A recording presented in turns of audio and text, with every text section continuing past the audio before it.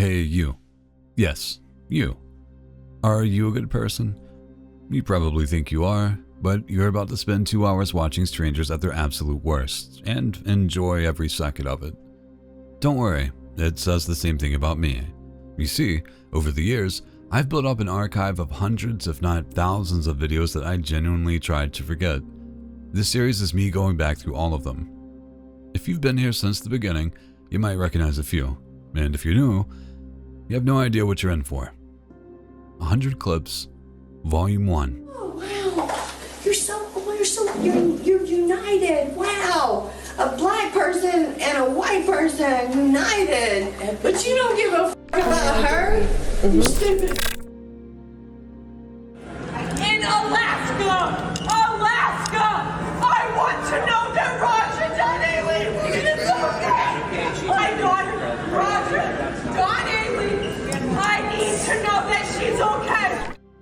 Airports and meltdowns seem to go together like melted chocolate and pretty much anything.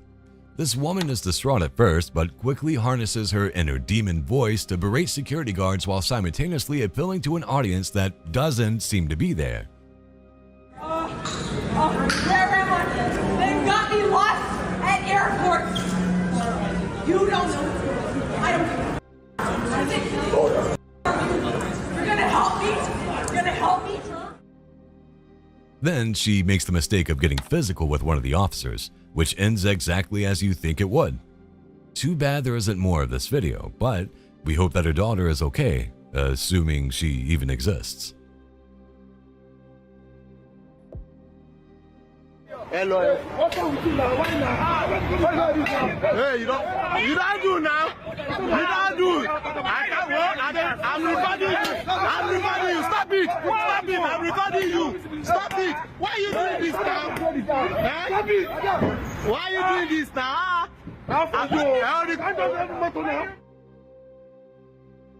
There's no better time to practice your baseball swing than right after your partner cheats on you.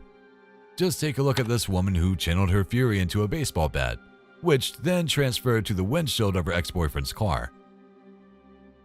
You just spoil somebody's car finish now. Now wow. What did the guy do himself? I don't know. Oh God. Well, that's what we think happened, but she never did answer the crowd that followed her back to her own car and asked her why she did it. Juan David Ortiz, a Navy veteran who had previously served in Iraq, was working as a Border Patrol agent with about 10 years on the job when this disturbing series of events unfolded. In 2018, a serial killer began targeting sex workers in Laredo, Texas. By September, 4 women had been killed, while one managed to escape from the killer, who appeared to be singling out a specific group. On September 14, 2018, Erica Pena escaped from the killer's vehicle while he threatened her with a gun. She ran topless and fortunately encountered a state trooper at a nearby gas station. Erica gave a detailed description of her assailant, his car, and his name. The hunt began immediately, but Ortiz was already attempting to flee. When officers located him, he resisted arrest and took off. There's a strip right there. He walked inside. He walked inside? Yeah. 3845. 3845. I'm with Bradshaw. Making contact. All right, 10-4, bro.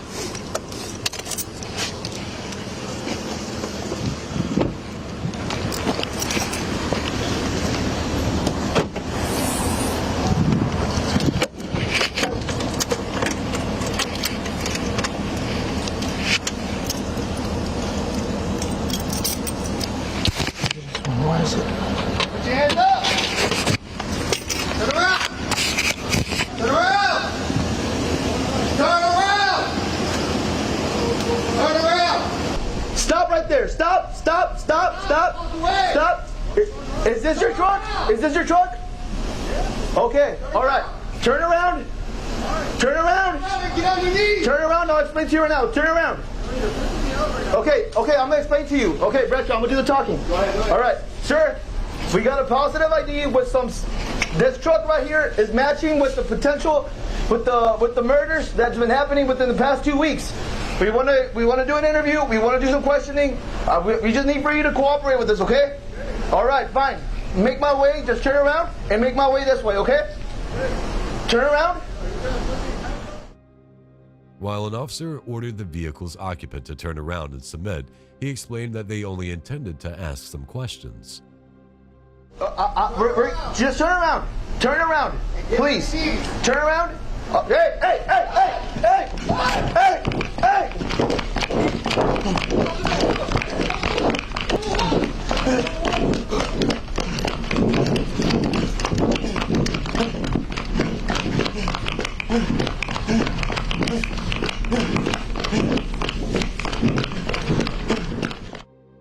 Ortiz, however, refused to cooperate and instead bolted.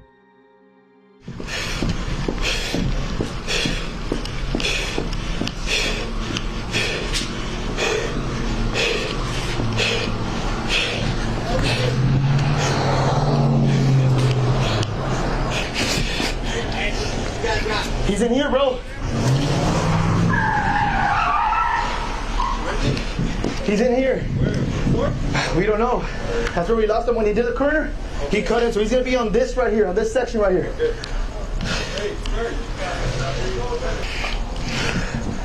Where's the last place you saw him? Right here, on this corner right here. That's where we stopped. Wait, he made it all the way up, so he's got to be in the... 10-4, this is what I want y'all to do. I want y'all to stay right here. I'm going to go up top. I'm going to take top cover. 10-4? Yeah, let's go. All right. Somebody watch that area right there. Ortiz managed to evade officers and hide in an abandoned property. Police quickly cordoned off the area, establishing a perimeter. David Ortiz! Come out! State police! What's up? Check that door to your right. One officer speculated that Ortiz was attempting suicide by cop, hoping to provoke a deadly response. Reports indicate that he had said farewell to 2 friends before this pursuit, suggesting he was prepared for a fatal end. Shit happens, we pull back, grab, pull back.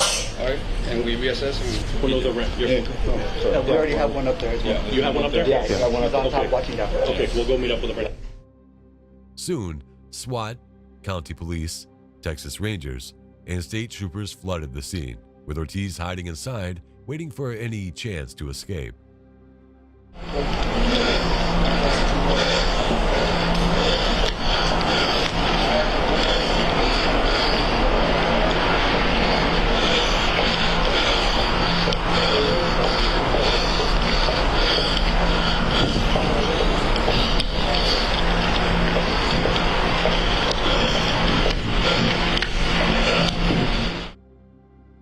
The heavily armed team entered the building, searching for the fugitive, as Ortiz was considered armed and dangerous.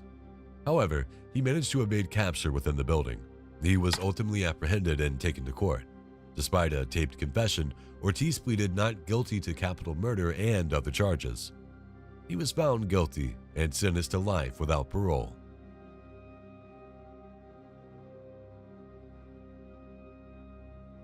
And now for the final boss, the ultimate Karen. Hello. Sorry. For what? Are you okay? Huh? All right. We got a call about your driving, that you were having problems staying in the lane. So, and I thought it was weird that you kind of like put your turn signal on and you took a while to figure out where you're going, and then when you made the left, you made this really wide turn. You okay? You sure? Why are you pulling me over? Well, I didn't really. I was following you because we got a call about your driving. Put your car in park. No. Car in park now. Why? Ma'am, put your car in park. Why? Step out, all the way in park. Step out of the car for me.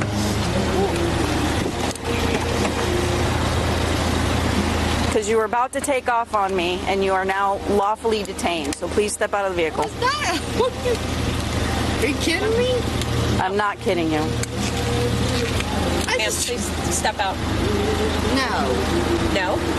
No. Then I want to record everything. We're recording too. I will record. We're recording. Then I will record everything. Okay. That's fine, but you need to step out of the car. Step out, You please. just let me record everything. This lady, real name Deborah Odom, was pulled over for erratic driving in 2024 From her first interaction with officers, it was clear that Deborah was two things: argumentative and drunk. So here we are. I have breast cancer. I just had my third treatment of breast cancer. And these people have stopped me. Okay, so You think that's cool? She refused to get out of the car initially, and when she finally did so, she began live streaming and playing the victim. Let's go over here.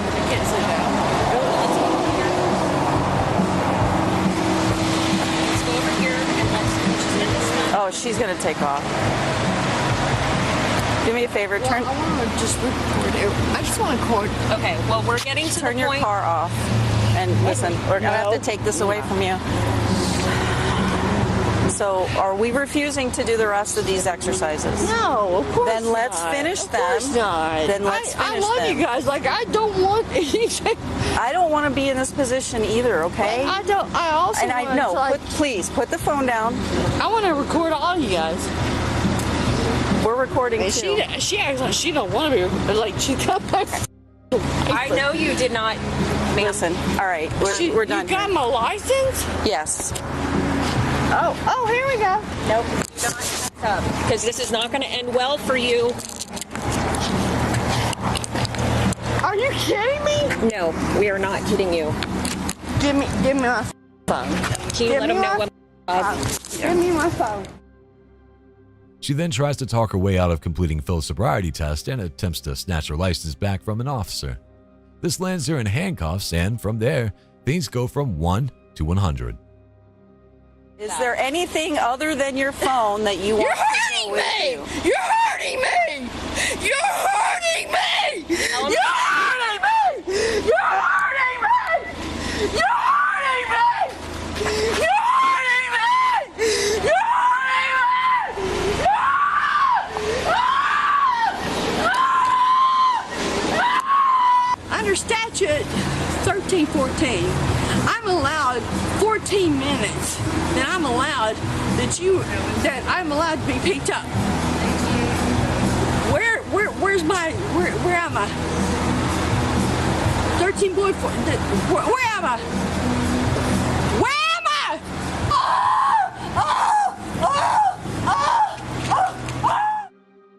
Deborah spends several minutes screaming, defending her rights, and rolling around on the ground. No top. Are they still full? Yeah, no top in the back. Hey, we got more wine here, but it's not open.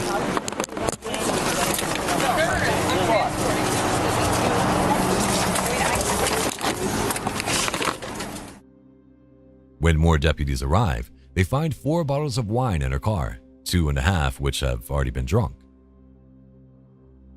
You're choking me, you slipped me.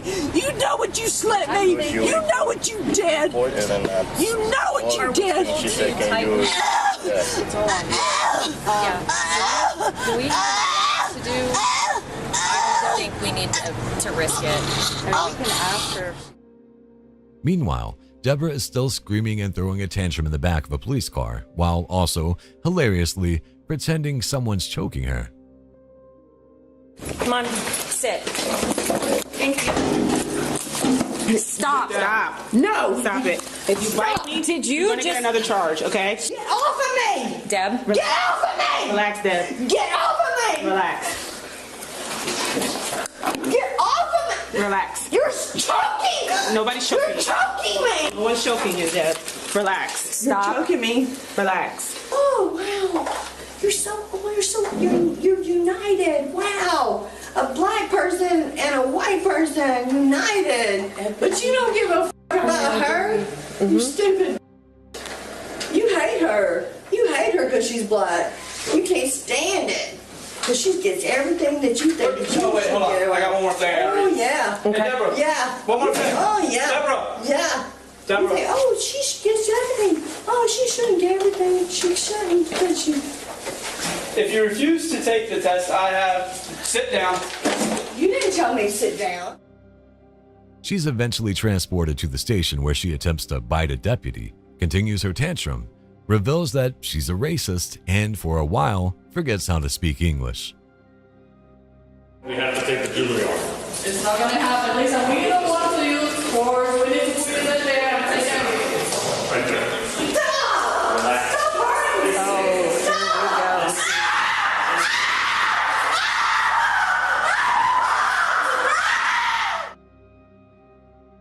When asked to remove her jewelry, do you think she does so peacefully? Of course not. She kicks and screams to the point where she has to be restrained and has a spit mask put over her head. The 60-year-old was charged with driving under the influence and resisting arrest, and later sentenced to probation, receiving fines and a suspended license. Yeesh.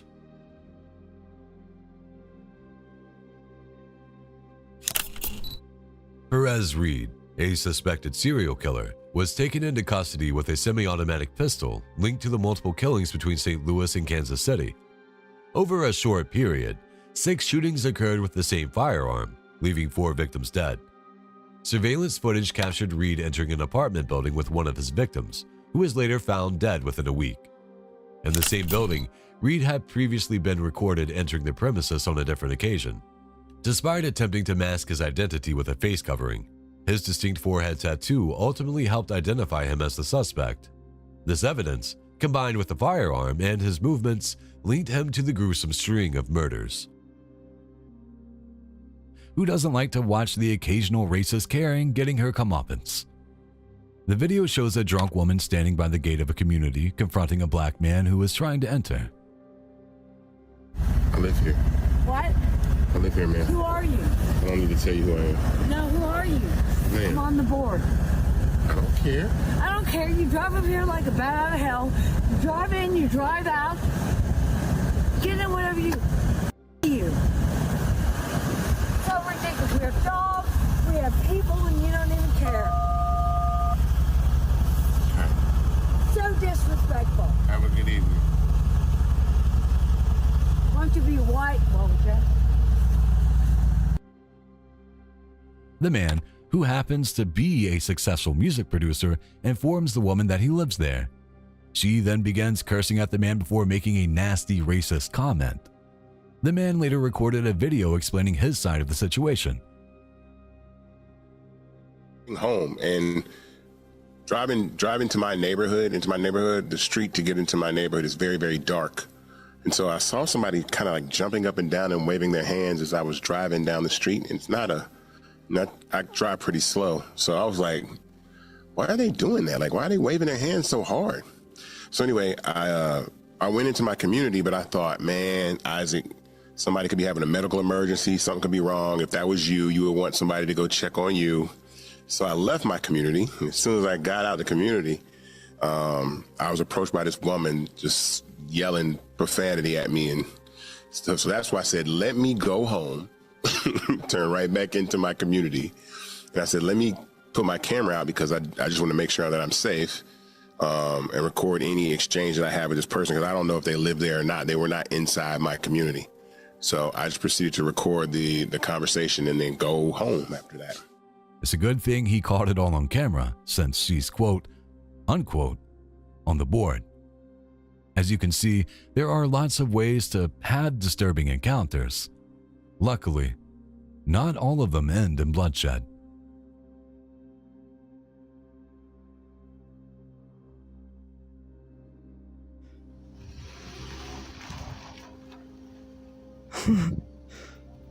This is my next door neighbor hitting my car. Wait for it. To push it out of the way.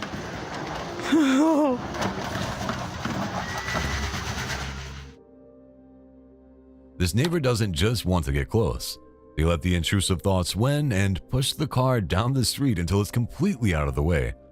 The owner seems used to it by now, but how would you react if this happened to you? Good job. Count of 3. 1. Yeah, I got it. 2. You killed it. Yes. Guy, man. Oh my my god! You ready to pull him up? Yeah. In this case, we have a guy doing a polar plunge with the help of a dozen or so people. What's his reason for diving into Arctic water? To recover a phone. Don't pull him yet. Oh, yeah. Yeah! The most shocking thing of all is that he actually finds it. Now, there's a man who really didn't want his search history getting out there.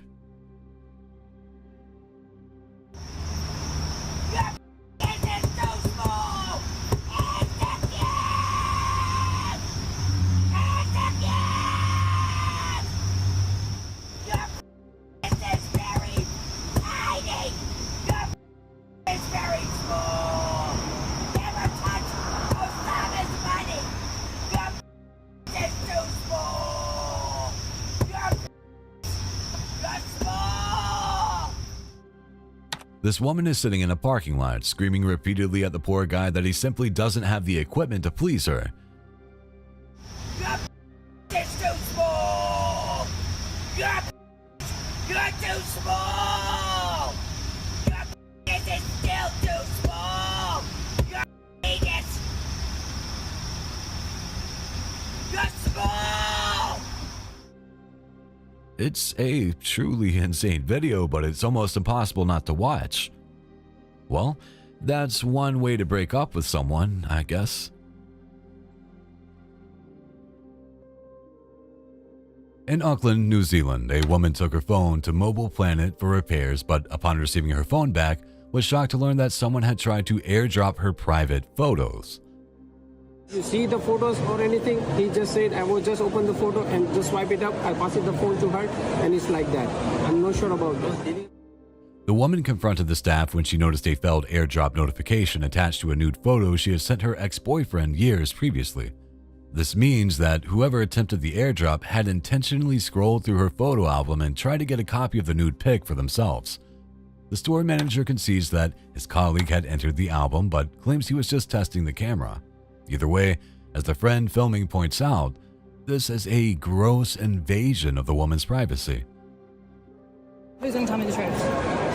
I just asked him, did you see the photos? He said, I was just swapping the photos and I just passed. Why are you even in her photos? Why were you looking in her photos? I'm not sure. He just passing the photo. What? Why are you in my photos? When you left there, I got you to fix my camera. You're not meant to be going on to I my just phone. told You're to going check my the purse cameras and is stuff. working fine. I just told him to check the camera is working fine. The manager checks the employee's phone and doesn't find the picture, although the airdrop did fail, so I'm unsure what he was expecting. Moments later, the employee faints and falls to the ground.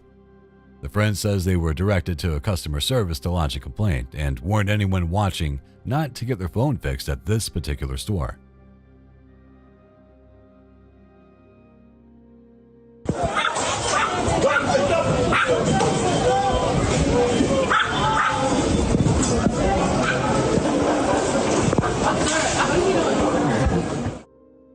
Trying to bring a loaded gun into a New York airport? What could possibly go wrong?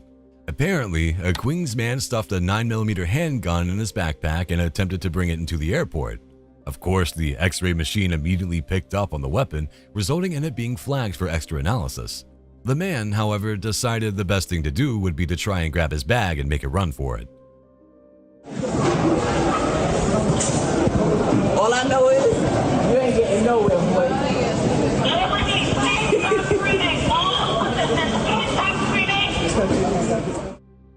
Of course, he was at the security station, so this quickly resulted in him being tackled by security. We can only wonder what he had planned with that gun.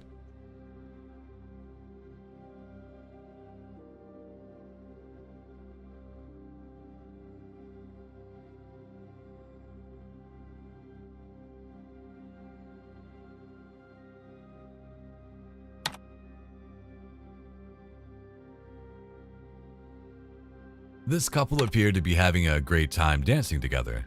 They looked very much in love, at least until another guy swooped in and stole a kiss. To be fair, he didn't so much have to steal it as she gave it away.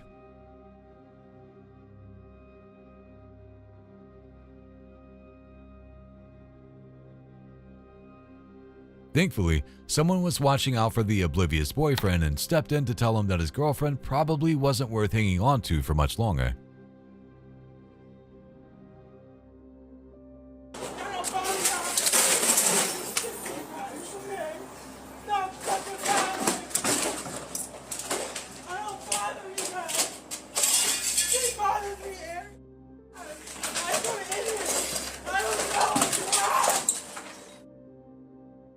Someone else who received a hefty bill, as well as a court date, was this woman.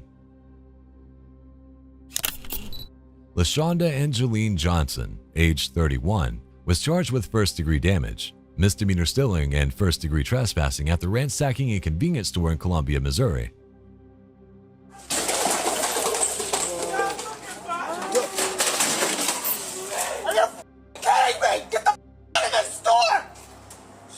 Stop! Just stop!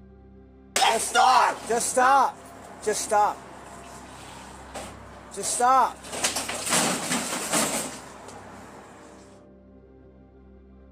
According to reports, Johnson had been trespassed from the store in June 2023, but returned in November that same year. She was asked by the store clerk to leave but refused to do so, instead going behind the counter to help herself to 2 packs of cigarettes. She then caused over $25,000 worth of damages because she thought the employee was harassing her and taking photos of her. Johnson did get at least one photo taken of her that night. Her mugshot.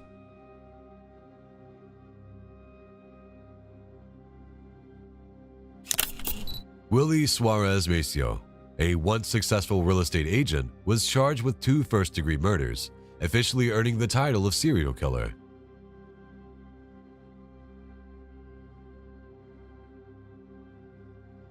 Surveillance footage from a local business captures Maceo walking towards the crime scene, providing investigators with a clear image of their suspect. However, the case initially went cold as there was no solid connections between the murders. Maceo's motives remain unclear, though his victims were unhoused residents of Miami. Some speculate that he may have targeted them out of frustration or viewed their presence as detrimental to the city's real estate market. Regardless of his reasoning, this case shows how someone living an ordinary life can hide a sinister side.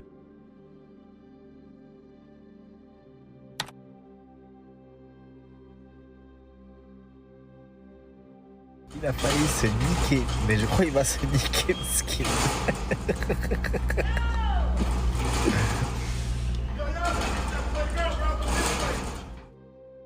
The man in this next clip is alleged to be a thief, and the person filming claims he hit his car before making his getaway, or at least trying to make his getaway. While climbing over a fence, the alleged thief finds himself in a sticky situation.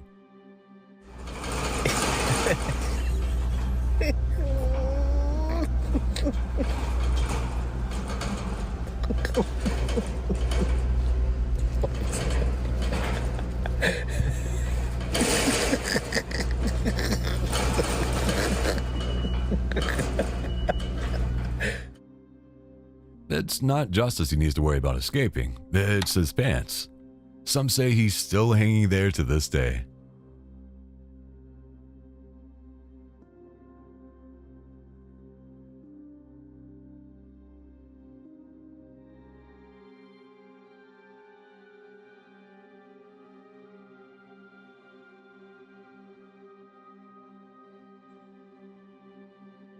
If there is one thing these worst of the internet posts prove, it's that we need to do something about the number of bad drivers out there.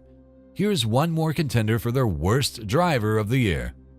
You can see the construction worker trying to flag them down so that they don't cause an accident. More importantly, you can see the construction. Yet, somehow, this person is able to just plow their car into the very obvious, very massive hole in the middle of the road, nearly crushing a worker in the process. The only downside is we don't get to see the driver so we can give them their reward.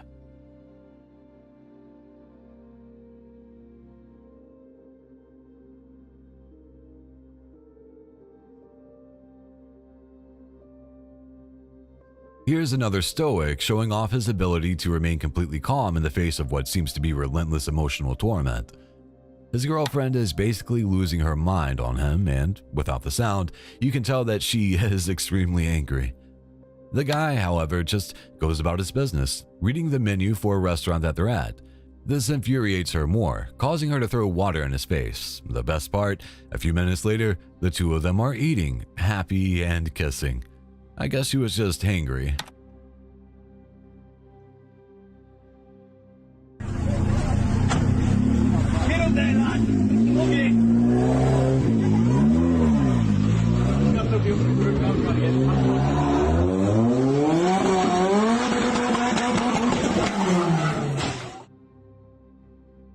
Traveling to your own wedding in a rally car is unique. This bride certainly had a day to remember, or maybe it's one she'd rather forget.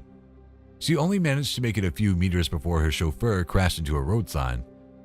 Okay, so this was more of a breakdown than a breakup, but that can't be a good omen for her marriage.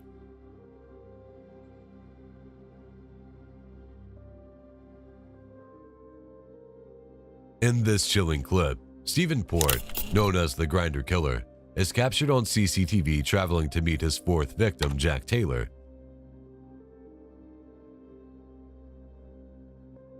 The meeting appears casual, as seen from the door footage showing Port entering Taylor's home. Shortly after, he leaves, his intentions already set in motion.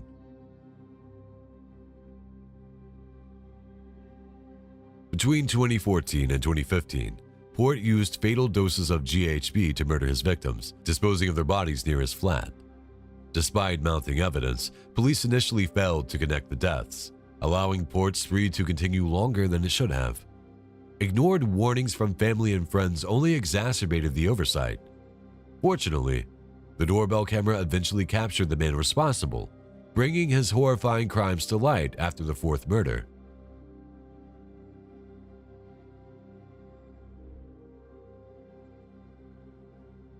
In 2023, a CCTV camera in Chicago captured a distressing scene where a woman was robbed by 4 men.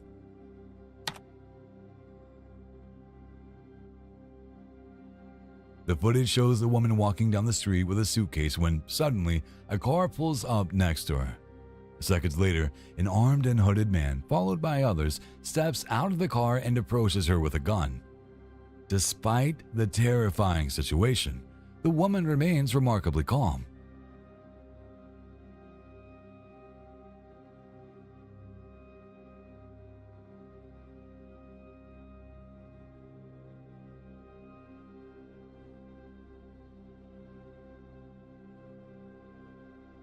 The men steal her belongings, but interestingly, not her suitcase. And then they hop back into their car and drive off.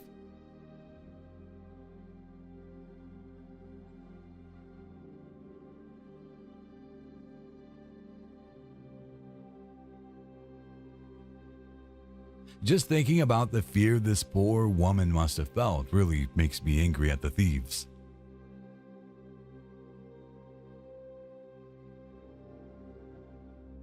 People like you think you can walk around, do this you do. Nobody's gonna call you a racist piece of on it, and then you're gonna play the victim. I never said nothing about race. I didn't say anything. I'm just saying. The problem is, I'm just saying, clean up after yourself. Clean up after yourself. There's a famous saying that no good deed goes unpunished. That was certainly the case when this man took it upon himself to clean up his neighbor's trash. He might have reminded the neighbors to do it themselves next time, but rather than thank him or apologize, they attack him and accuse him of being racist. I just want you to pick up after yourself. Yourself.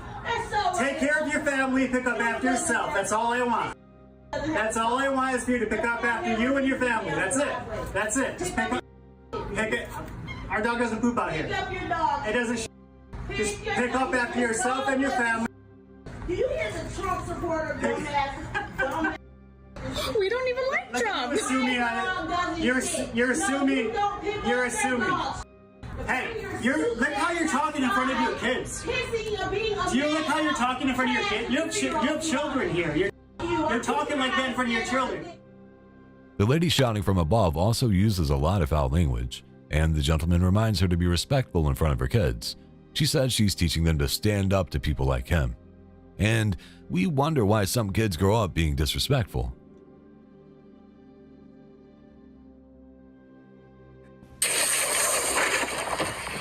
What the f? Now she just tried to hit me with the car. Stay the f away from me. I'm gonna defend myself. Stay away from me. I'm gonna defend myself. Here's a video that gets right to the point. Just as the guy flips on his phone to record, his ex attempts to hit him with her car. He's clearly upset and deserves to be. I just recorded what you just did.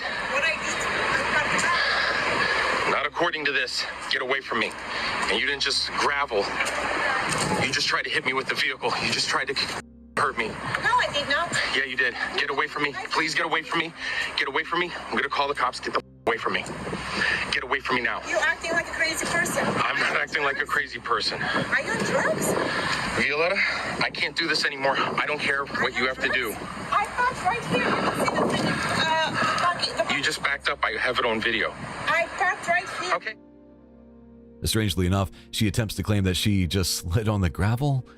She accuses him of being crazy, which is even more wild.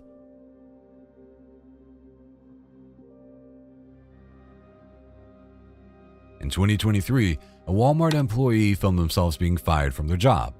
They likely expected to gain sympathy and felt they were being fired unfairly, but you be the judge. The other day, we had a situation, and I had asked you your side of the story regarding that customer that needed that little AT&T box fix or her password reset. Okay.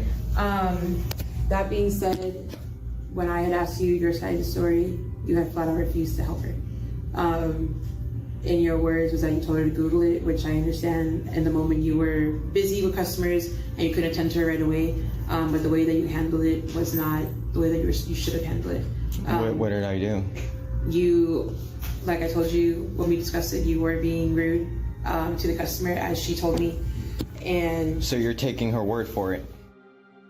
The manager explains that the customer had asked the employee for help, but claims the employee was rude and, rather than answer the customer's questions, simply told them to Google it.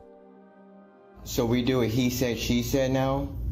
No, this is what you told me. Your personal account of what happened. You told me verbatim that you told her that if you can't, you told me, what did you tell me? Yeah, I told her I don't care. I told her I don't care if she says that I'm rude because I did do my job. I did help her. That's exactly what I said. I told you that. Right. And I still don't care. Okay. Because she could tell you I punched her and I don't care because I didn't do anything to her. I helped her. The employee says it's his word against the customers and claims that he did help them. Your words to me were, if she can't read, that's not your problem. No, I did not say that. Should have recorded me. And I know exactly what I said. Okay, what did you say?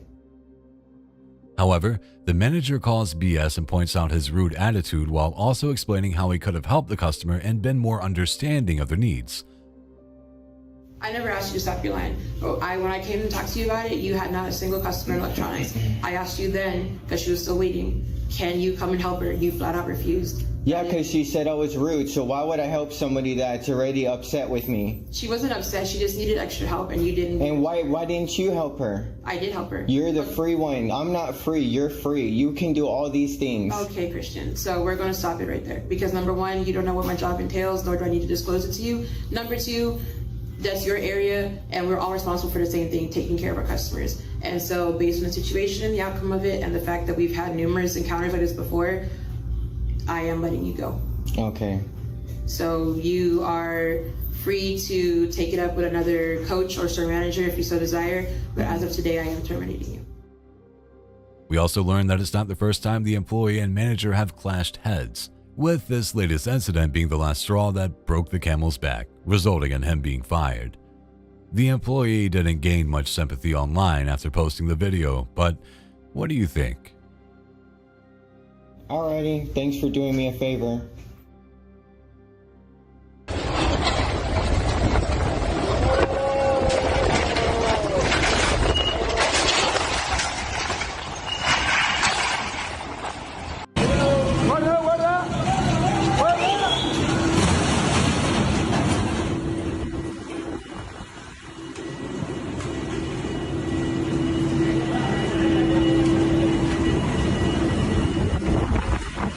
Here's an aircraft accidentally hitting the stairs at Buenos Aires airport due to heavy winds. But that wasn't the only thing that went down that day, as the rolling staircases took on a mind of their own and started running into things all over the airport. It's hard to believe they were actually letting planes take off and land in this. At least one aircraft almost puts its wing through the terminal wall. Not really living up to your name, are you, Buenos Aires?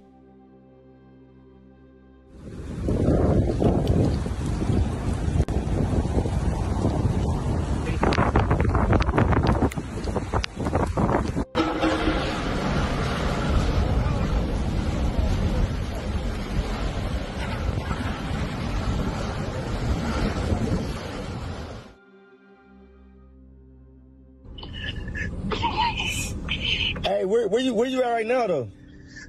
I'm about to go to Walmart. You about to go to Walmart right now? Yeah. Coming from where? What are you talking about? As technology improves, people are finding more inventive ways to catch their partners cheating.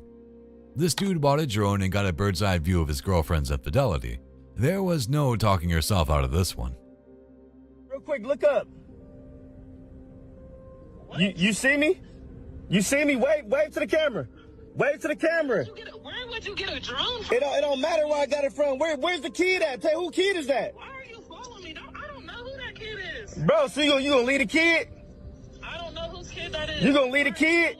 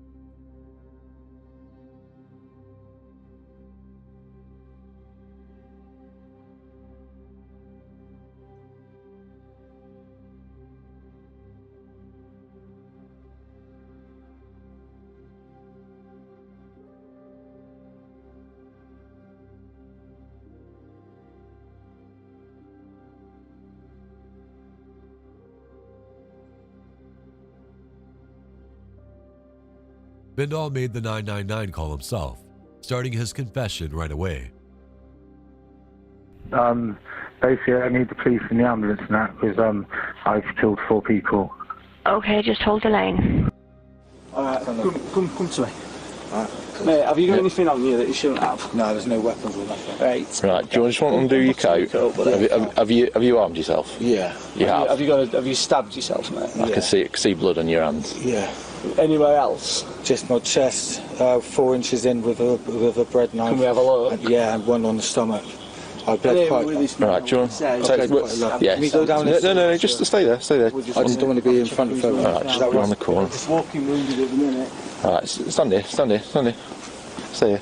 Right, so, we told you, I know what's going to happen to you now, mate. Well, I know what's going to happen when you go to prison, obviously, again. Why, what have you done? Have you done something to anyone else? Yeah.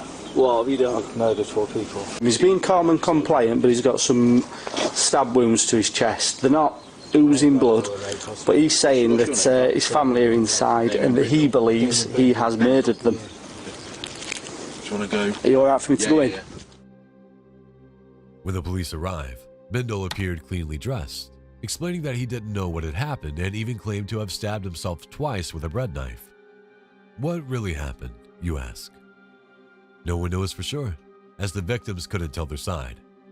According to Bindal, he felt like an outsider looking in as he carried out his horrific crime. Armed with a claw hammer, he walked around the house, striking his family members in the back of their heads. His pregnant partner, Terry Harris, was the first victim. Then, he killed the children, John Paul Benet and Lacey Benet, Terry's kids from a previous relationship, and Connie Gent, Lacey's friend who was staying over. The police read Bindall his rights and arrested him on the spot. Damien, at 07:47 hours, I'm arresting you on suspicion of murder. You don't have to say anything, but it may harm your defence. Do not mention when questioned something you later rely on in court. Anything you do say may be given in evidence. Your arrest is necessary to protect you from harm, to prevent your disappearance, for a prompt and effective investigation. Okay? We're going to get you up, we're going to put you in the back of the van. Stand up. Here's the most chilling part. This tragedy could have been avoided if law enforcement had acted to protect Terry and the kids.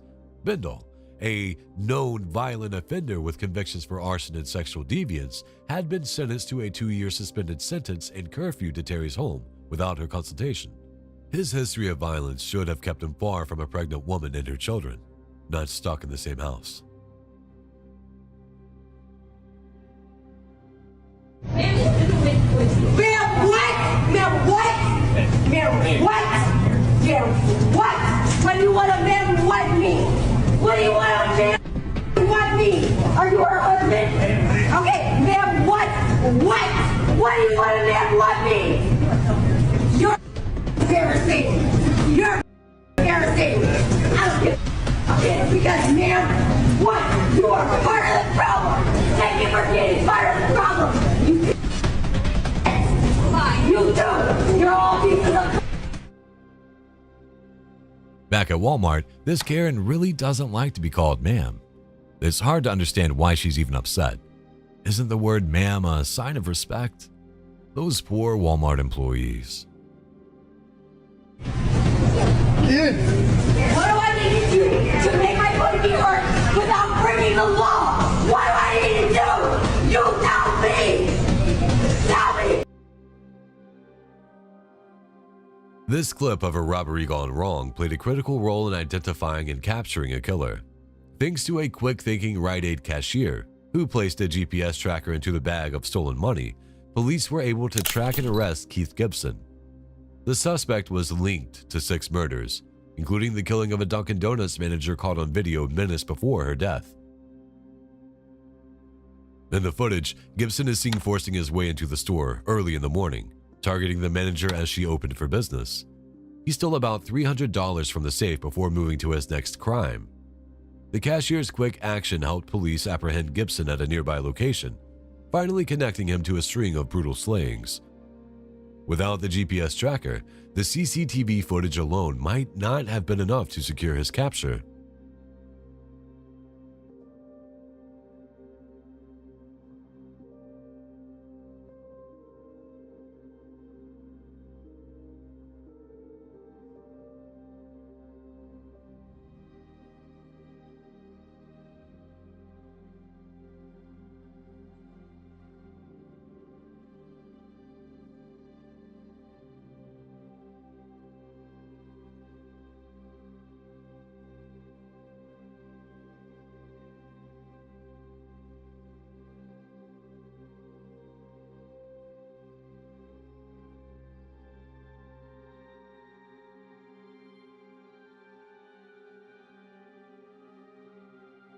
School buses have the right of way.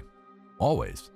They might not have the best drivers in the world, but that's the reason why they're painted yellow, so other drivers can look out for them. This driver saw a bus on the Massachusetts Turnpike and took it upon themselves to pull in front of it and then hit the brakes, forcing it to a stop. The driver seems to be flagging the driver down for some reason, so it seems like maybe the bus has a flat tire or some other issue that the driver wanted to warn them about.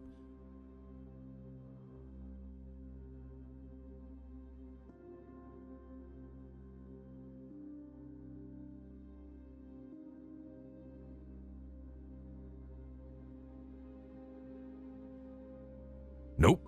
After failing to get in, the driver instead climbs into the front of the bus. Luckily, the bus was empty, so no kids were put at risk.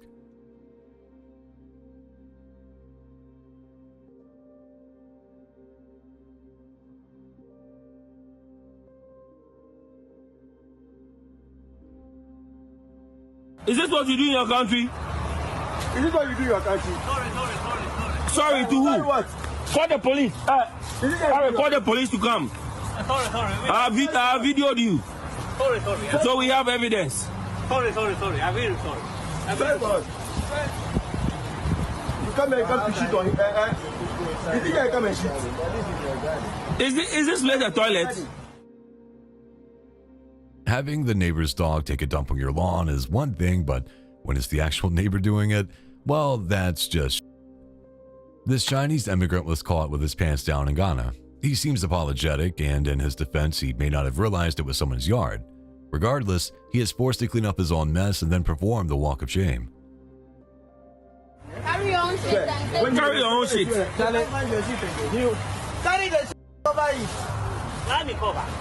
Don't cover it, carry it. Carry your shit.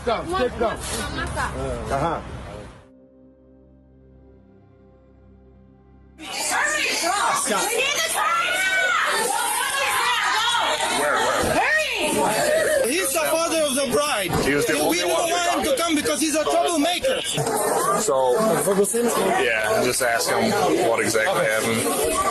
عمو سعيد عادي اعمل جديد اول في العاده قمت واقف على اللون هون على الباب اوكي اجيت لطل شوف مين لقيته هو واقف هون عم بيقوس لحقته انا عمل لي بالفض هيك علي اول شيء هون رجعوا علي هونيك الهيئه فضي من الرصاص على ما اظن ايه احمد بزي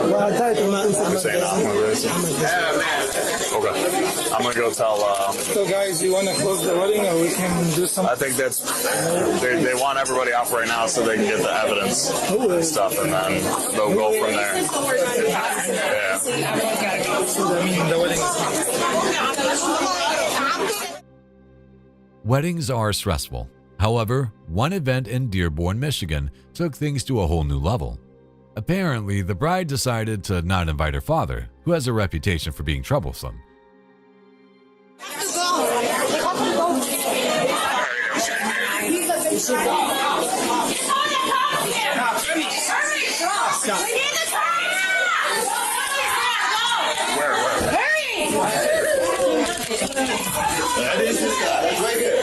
This model. Go and see. He's not involved with our wedding. He's coming filming everybody. All right, come on. That's his fault. Yeah, boys. Out of here, bro. What's going on? What are you doing? He's the one walking in with the camera. We don't even know what Speak Arabic? No, I'll speak Arabic. This is my home here. Where's the gun? I'm today's radio. What are they going to give me their gun?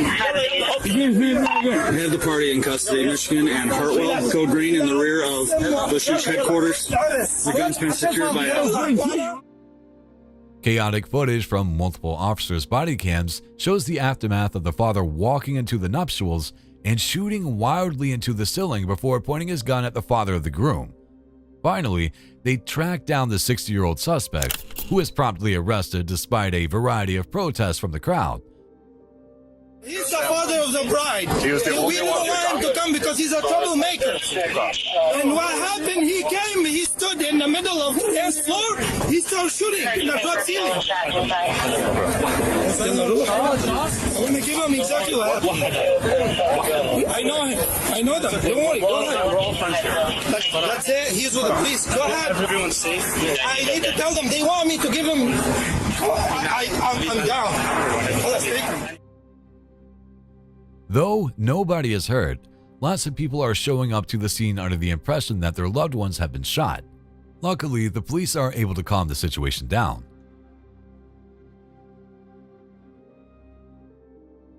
Hi. Yes, ma'am. My ex is in there and he broke into my house. How so? I don't know. He jumped over my gate. My gate was locked. Okay. He's in there and he's passed out in my bed. So when you say he's not supposed to be there, explain that a little to me. Did you guys like break up like not too long ago? Was this a while ago? This was like in March, yeah. Okay. And we had gone into a disagreement, and then like a lot of things happened, and I haven't spoken to him since March. So the last time you actually spoke to him was in March? Yes. Like even before March, like I think it was like March 1st was the last time I even spoke to him. Okay. Again, we're not just here to call out the women. There are plenty of psycho-toxic boyfriends out there. Here's one such example. This footage shows a police officer responding to a call from a woman who claims her ex had broken into her home. He then passes out in her bed, which must have been a terrifying experience for her.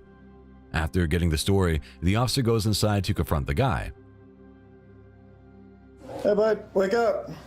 Officer Rodriguez, Las Cruz Police Department. Get off the bed, man.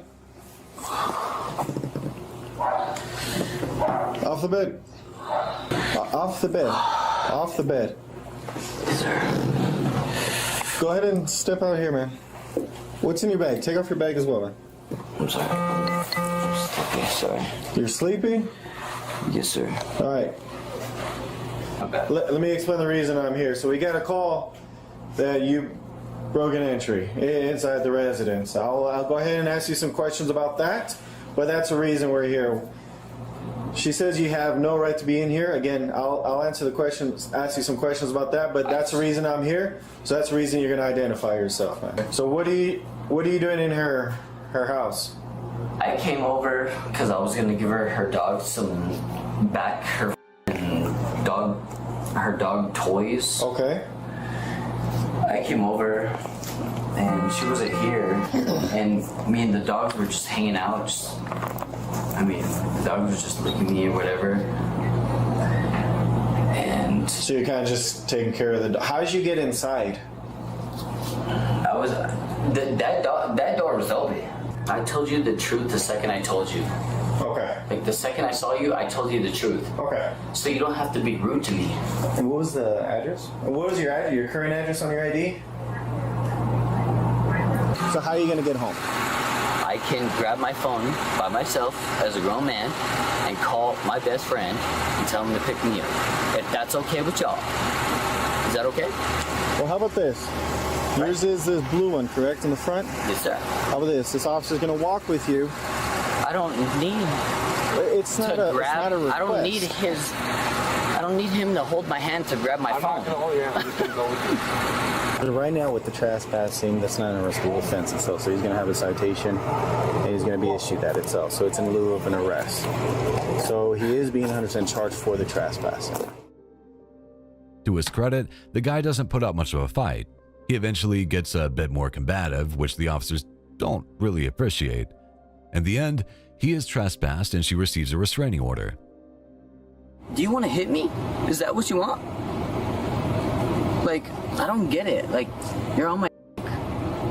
I don't get literally it. Like, what, 8 You've been feet on away. my. I've been a nice guy to you, Have you? this 'Cause whole you went time. inside your ex's apartment. That's a little creepy. I mean, let's start off with that. So, I don't know. Maybe you should have started off with that. I'm sorry. When you're handsome, I mean, it's just like will hit you up. You know. I don't know if you know that. But I mean, I don't know. Yeah, I know. I normally get invited. I don't like kind of hang out there, man. Yeah, I know. So one thing I'm gonna tell you though, man, you are trespassed from here if you do come back. Where are my reports? Anywhere that's gonna be on this property, that's gonna be at the parking lot. I'm in if you do public come property. back, you're gonna be arrested for that. Okay. Okay. So just let you know. Cool. Okay. Thank you. Thank you. As well as you are gonna have a restraining order on that as well. So Okay. I have be one on careful her to too. go and get. Oh, you do? I bet y'all didn't look up that though. Do you have one? Oh. Yeah. Now the question pops up. Okay. You have a restraining order on her? I do. Yes, sir. And you're still here?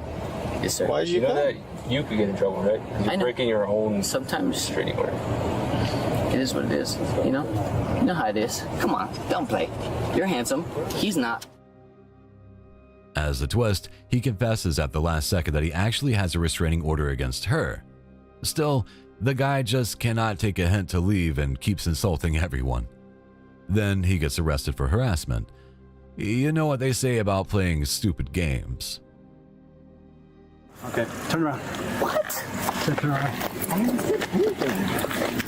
I just said it. I asked if he was scared. Not saying nothing, dude. I asked if he was scared. That's not You are harassment. under arrest for harassment.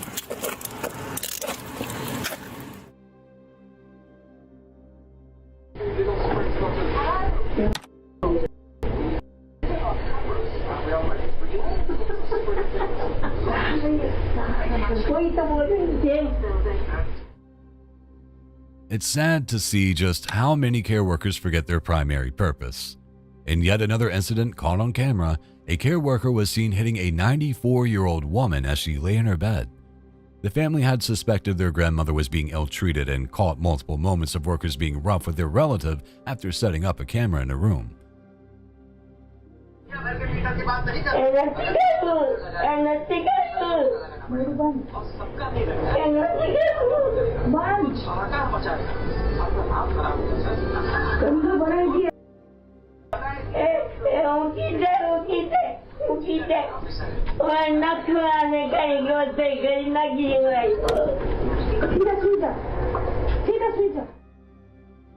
Care work can be stressful, but the workers employed to look after vulnerable people should never take out their frustrations on the patient.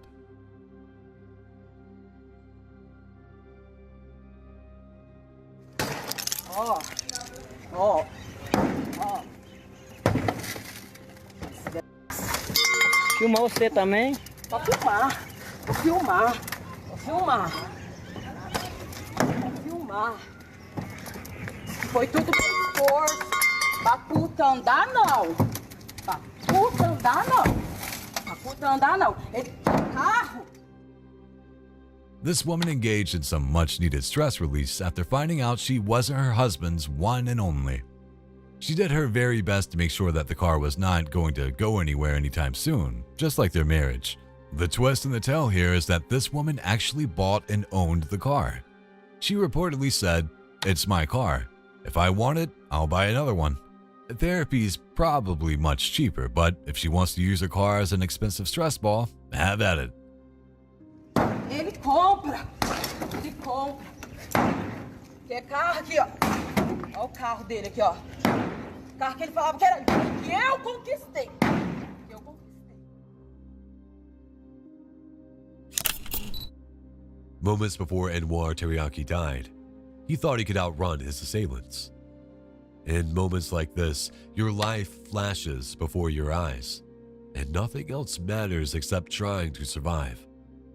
That's exactly what Anwar did. He ran. It happened on August 9th, 2017, as Anwar was heading to his home in Roxburgh Park, where he lived with his parents. The two men chasing him in the video are believed to have ties to an incarcerated drug dealer suspected of ordering Anwar's murder from inside prison. Watch as Anwar desperately runs for his life. His assailants had been lying in wait, loitering in their car until he appeared. As soon as they spotted him, they gave chase, and Anwar took off, trying to escape.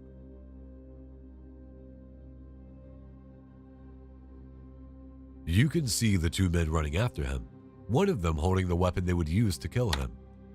Just a stone's throw from his home, they called up to him and shot him. The moment he runs past the screen, clearly terrified, is the last time anyone saw him alive.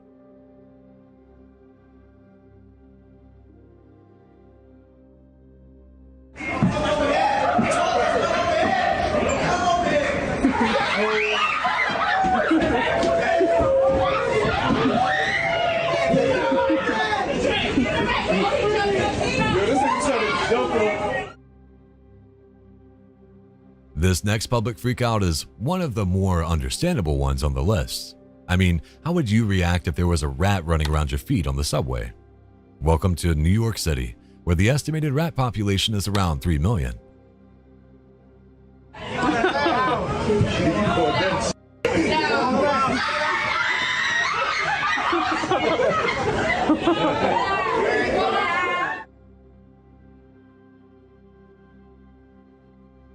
Ajmer police attribute their breakthrough in a disturbing case to the CCTV footage.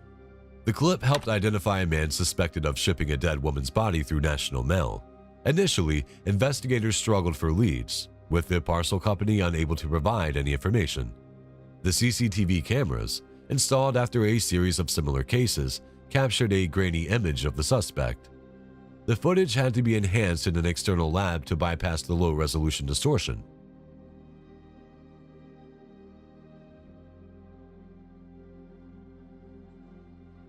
The gruesome discovery was made when a foul smell began emanating from the package, revealing the severely disfigured body of the victim. This disfigurement made identification nearly impossible. Police reportedly approached the nearly 40 families across Delhi to help identify the remains. All they had to go on from the footage was that the alleged killer was seen pulling a rickshaw.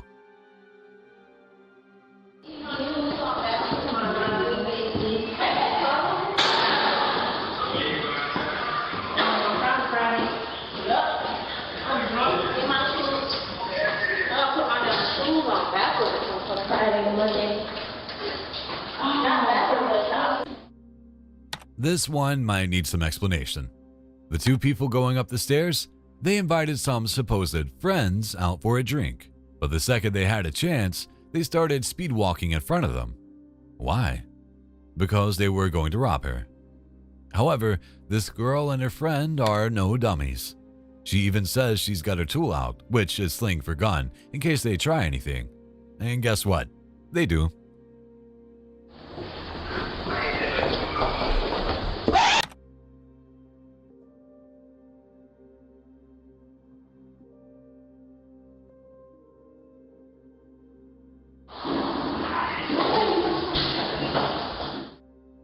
And it does not end well.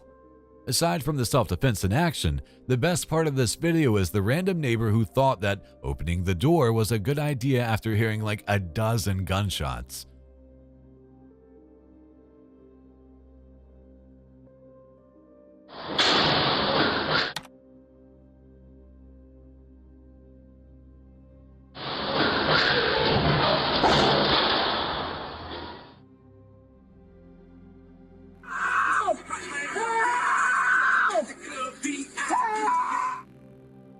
This next neighbor is great at holding onto cars, but not so great at keeping hold on her emotions. With the way she's screaming, you'd think she had just been involved in a horrific incident, but that's not the case.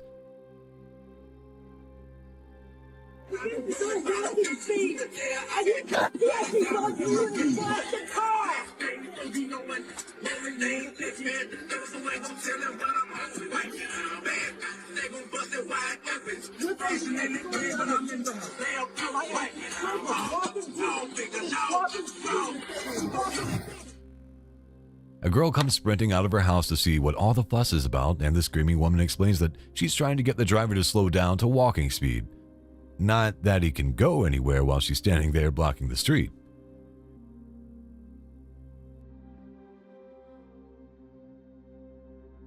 Okay, this is easily one of the funniest and most unexpected clips to come out of the internet in recent years. Clearly, this person wants to film the state-of-the-art new robotic garbage trucks recently purchased by the city. And you know what? It's pretty impressive. Until the last few seconds.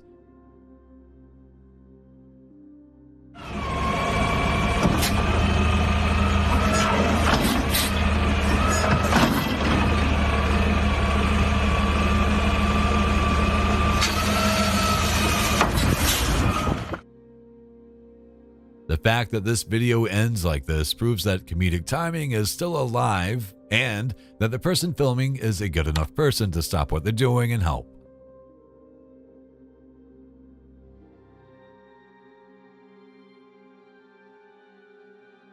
The assassination of a senior Russian general was captured on camera on December 17, 2024. Lieutenant General Igor Kirillov was killed by an explosive device concealed on an electric scooter near his residence. The blast also claimed the life of his assistant, Ilya Polyakopov.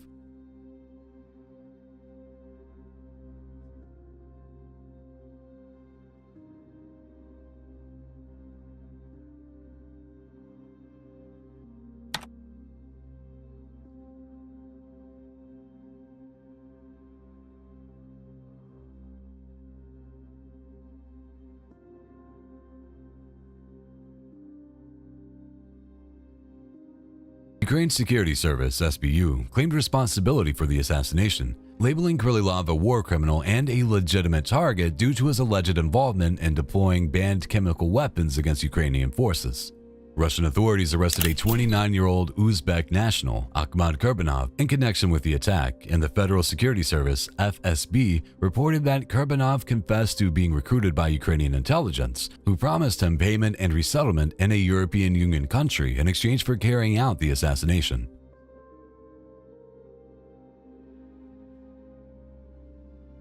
If there's one thing this compilation teaches us, it's that people need to have some sort of emotional breathalyzer installed in their cars after a breakup. This woman has blasted through several parked cars and a fence to get to her ex and his new girlfriend.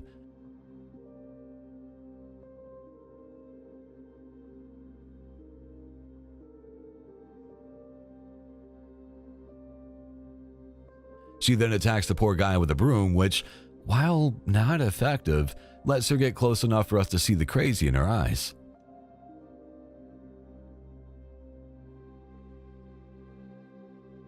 On October 24th, 2021, a construction crew were installing a water storage tank at a new hospital site on the island of Palawan in the Philippines. Using a crane, they carefully moved the tank into position.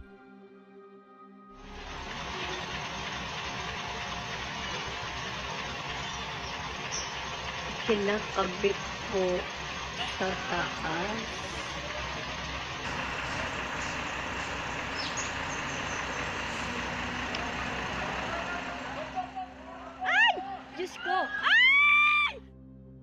However, it appears this crane isn't strong enough, as the weight of the tank causes it to topple over, turning the tank into a makeshift wrecking ball that crashes through one of the new building's roofs. Ay! Diyos ko! Ay! Aray ko po! Diyos ko po! Ang kuryente! Ate Tess! Ang kuryente! Saan ang fuse niyan? Luckily, nobody was injured, which would have been a bad omen at the site of a future hospital, but the local residents would have to wait a lot longer to receive treatment at the site thanks to this bungling mishap.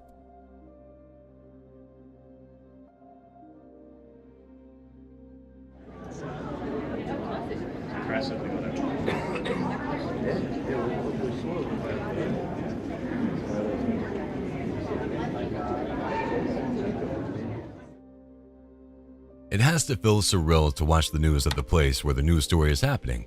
However, that's just what happened to employees and passengers at Tokyo's Haneda Airport when two aircrafts collided, leading to a massive fire that destroyed both aircrafts. Miraculously, the impact resulted in only 5 deaths, and it only took 5 hours for the airport to be up and running again.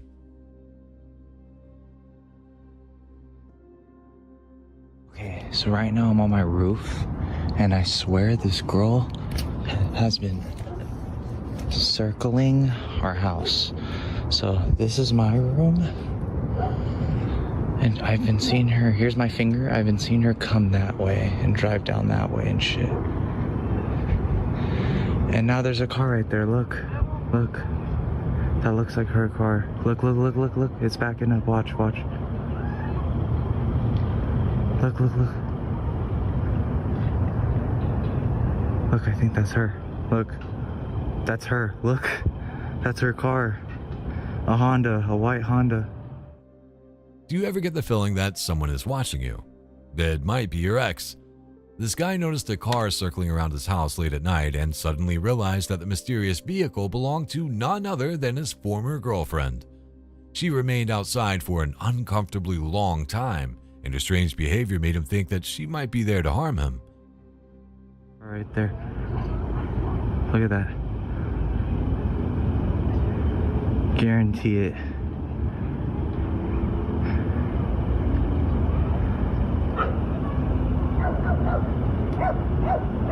That is some suspicious ass activity. And now there's somebody running. I think it's her.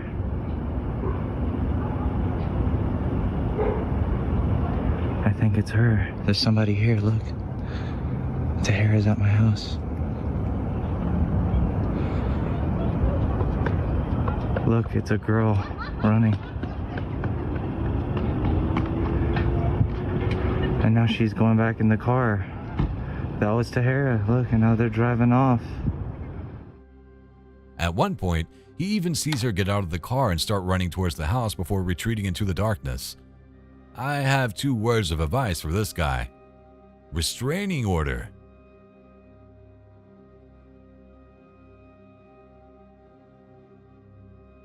The night it all happened, Jason Brockbanks and Aaron Ray were out enjoying themselves visiting several bars and having a good time. CCTV footage shows the two lovers moving through town until 3 a.m., with Aaron wearing a white t-shirt. After their night out, Aaron scrolled through Jason's phone and discovered sexual chats between Jason and other users on the dating app Grindr. Jason, 24 years old, had been dating Aaron, 21, for just 3 months at the time. Aaron filmed himself scrolling through Jason's phone, recording the messages. Shortly after, he attacked Jason, fatally stabbing him in the bathroom of a student accommodation. Jason's parents contacted the building's manager when they couldn't reach him, and the manager used her key to open the door, discovering Jason's body on the bathroom floor. In court, it was revealed that Aaron stabbed Jason in the back and abdomen before walking to the communal kitchen to leave the knife. He then headed to Newcastle Central Station to take a taxi to Sunderland. Aaron claimed he didn't realize he had fatally injured Jason, saying they had struggled, but he didn't think his actions were deadly.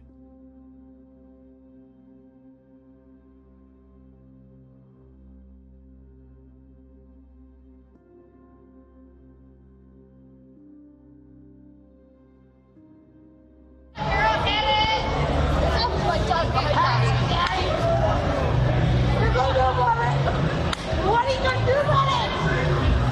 Knock me down!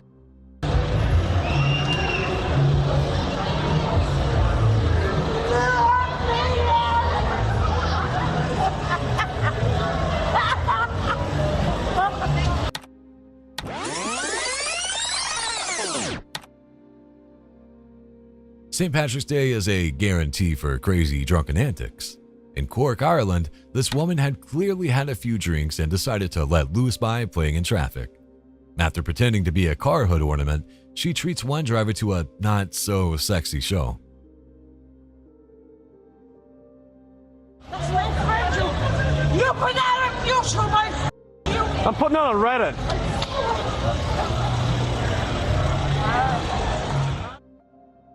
She doesn't seem too happy about her exploits being uploaded to the internet, though.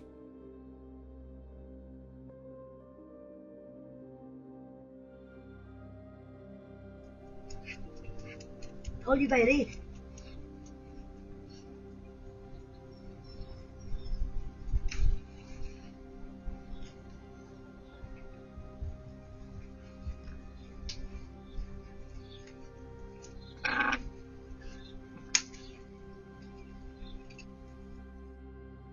Imagine going to great lengths to make your yard look pretty by planting some beautiful roses, only for your neighbor to come along and steal them.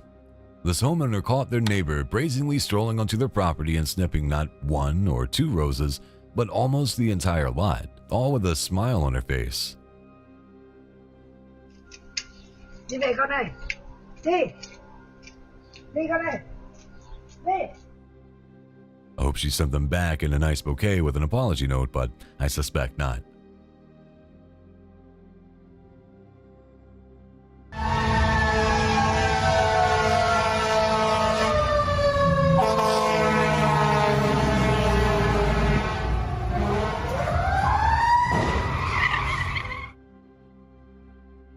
We've already seen drivers who refuse to get out of the way of ambulances, but this clip takes that concept to a brand new height. It shows a fire truck speeding through an intersection on its way to save some lives or property. However, one driver apparently didn't get the memo.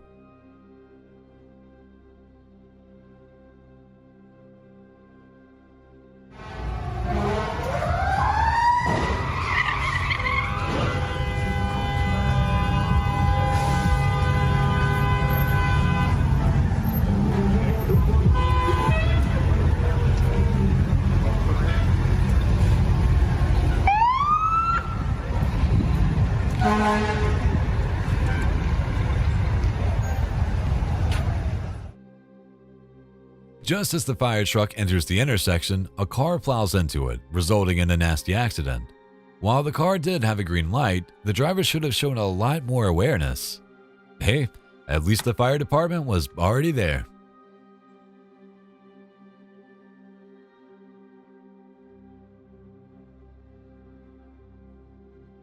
A security camera captured the chilling final moments of Marissa Galloway's life before she was killed by her former mother-in-law in Manhattan on July 26, 2024.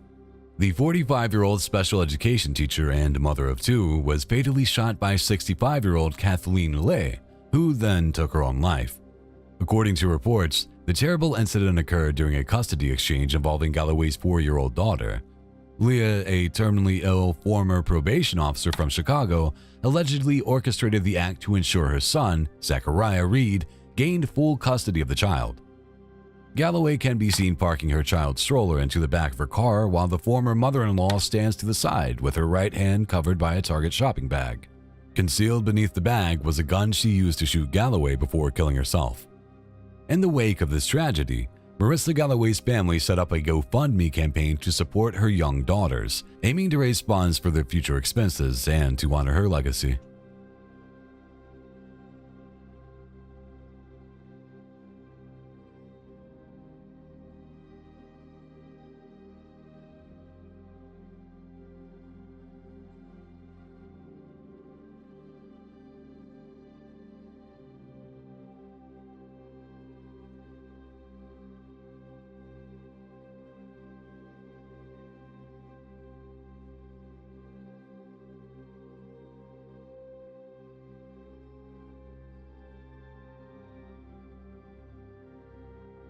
When operating large, heavy vehicles, it's important to always be aware of your surroundings.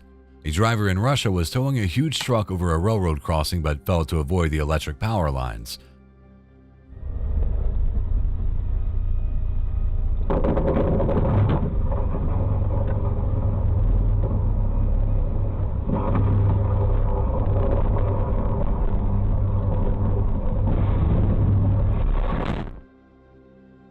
The truck caught fire immediately and began spewing flames.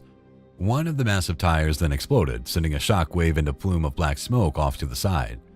Thankfully, no one was inside the truck at the time, or standing near the tire. The tow truck driver also escaped without injury, unless you include the headache of having to explain what happened to his boss later.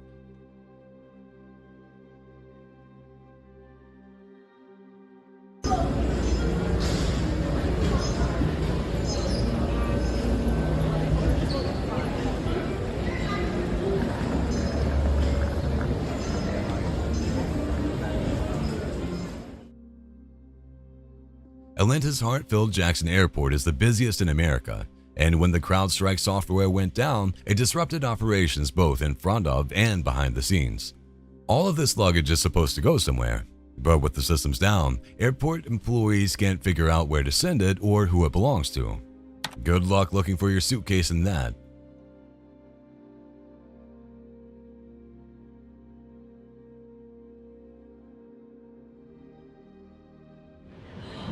Oh my god, no way.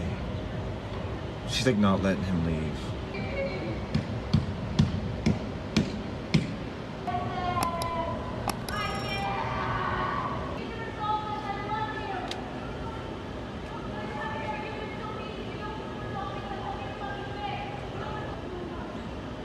Plot twist, it's a girl.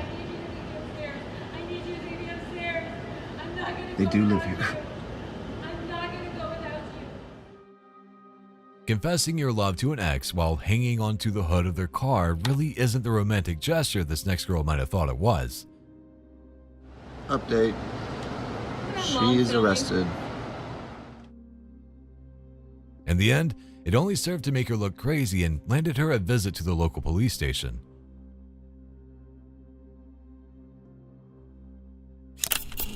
Luis de Souza is an addict with Asperger's syndrome.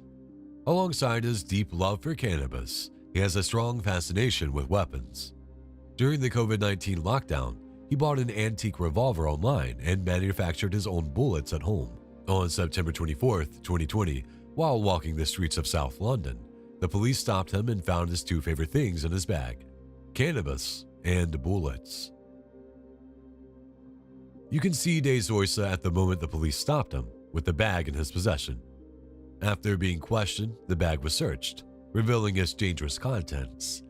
Though they didn't find the gun, he was charged with possession of bullets and cannabis and taken to the Croydon police station for processing. That's when everything spiraled out of control. Okay, listen to me. My name's Matt. I'm the custody officer, right? I'm in charge. not involved in the investigation. You've been arrested on suspicion of possession of bullets, ammunition, and possession of intent to supply. Class B. Class B. Anything else? That's it. All right. Your detention's not been authorised yet, but I can authorise a search of you under Section 54 of PACE. Stand up. Mate, you're good enough to...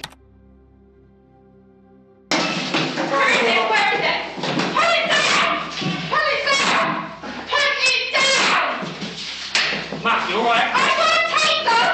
Matt, right, I'll blow it! Matt, come away, Stop it! Exactly.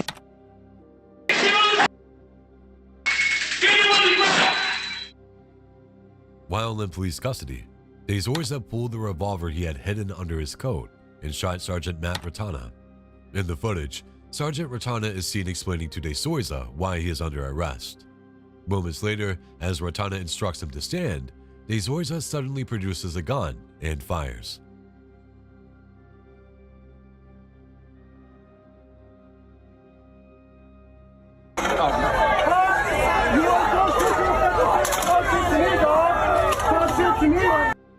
You want to talk shit to a girl? Get my ass! You're wearing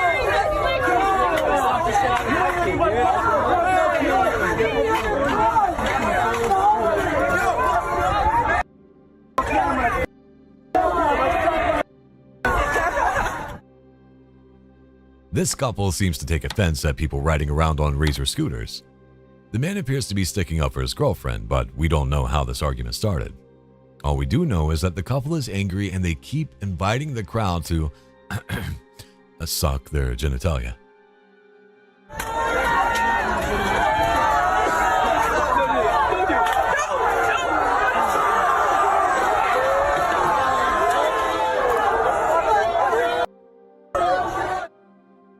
This woman even takes her trousers off, but thankfully, that's where the footage ends.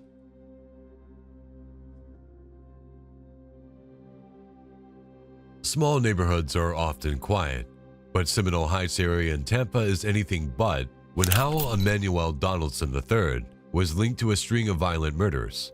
His parents, Howell Jr. and Rosita Donaldson, tried to stay tight-lipped, but everything unraveled when footage surfaced that linked their son to the crimes. The CCTV footage, though grainy, showed a man walking just moments before Ronald Felton, a 60-year-old unemployed construction worker volunteering at a food bank, was shot and killed around 5 a.m. Felton was the fourth victim in a series of killings that terrified the community. Donaldson, then 24, was arrested after handing a pistol into a bag to his manager at the McDonald's where he worked. He told her to bury it so deep no one would find it. Instead of complying, his manager contacted authorities, leading to his capture. Strangely enough, Donaldson's co-workers had been joking for weeks that he resembled the murderer shown in the CCTV footage, even nicknaming him Killer, unaware of how accurate their suspicions were. Without the damning evidence Donaldson unwittingly provided, authorities might have never caught him. This case highlights the importance of both technology and human vigilance in solving crimes.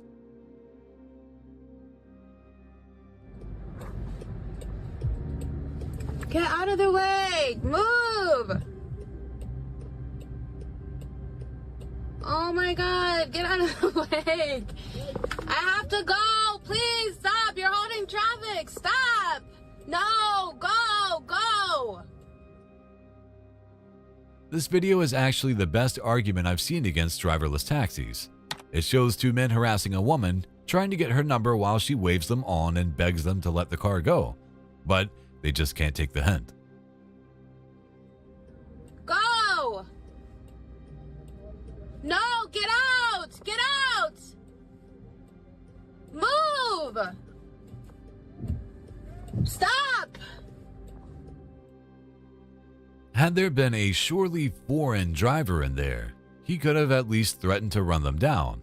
But, at least for now, the robots are still programmed to not kill humans.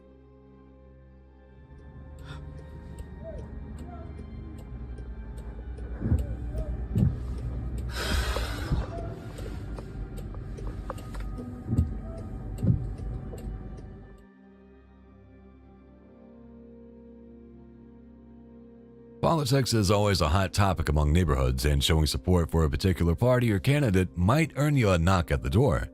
It shouldn't, of course, but some neighbors can't help but speak their minds. I want to know how you can vote. We can't answer the door right now, but if you'd like to leave a message, you can do it now. Shameful. Are you the one that walks by here and always screaming at people? No, I haven't walked by recently. Okay, because a lot of people walk by and scream. Yeah, I'm not surprised. You are voting for the devil. Don't you know that? No. Why are you voting for him? Because I believe he is the moral candidate. Oh, my God. F you for that one. That's moral? exactly right. That's how your side acts. Oh, my God. That's He's how the most immoral person around. In your opinion, that's okay. Oh, you for that. This woman thought she could persuade her neighbors to change their minds about supporting Trump. As you'd expect, it didn't end up going the way she had hoped. Yeah, I'm sorry. Have a nice day. Have a nice day. God Everybody's opposed to you. God bless you.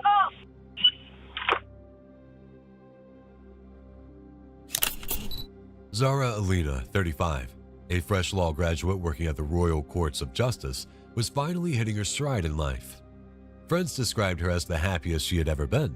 But on the night of June 26, 2022, while walking home after a night out at a bar on Ilford High Street, her promising life was brutally cut short. That same night, Jordan McSweeney, a criminal with a history of violence, was thrown out of another bar for harassing staff and began roaming the streets. With 28 convictions for 69 offenses, McSweeney had been released from prison on probation just 9 days earlier. Authorities had tried to revoke his probation 2 days prior due to his failure to meet his probation officers, but their attempts came too late. Reports indicate that McSweeney approached several women that night, all of whom rejected him, before he encountered Zara. Surveillance footage captures his erratic and threatening behavior as he prowled the streets just before targeting her. McSweeney attacked Zara, dragging her into a driveway where he violently kicked and stomped on her. Zara was later found with severe injuries and succumbed to them at the hospital. Zara Alina was just 35 years of age. She has been described by her family as a joy, a beloved human being, a friend, niece, cousin, granddaughter and friend to all. She was attacked while walking alone on a residential street. She had every right to be there. She had every right to feel safe. But instead, she was the victim of shocking violence. We are working tirelessly alongside communities and our partners to make sure women can feel safer and crucially safer in our city. Jordan McSweeney has pleaded guilty today to the most serious offences. He is clearly a very dangerous individual, and his guilty plea today means that he is certain to serve a considerable period of time behind bars. McSweeney was sentenced to 38 years in prison.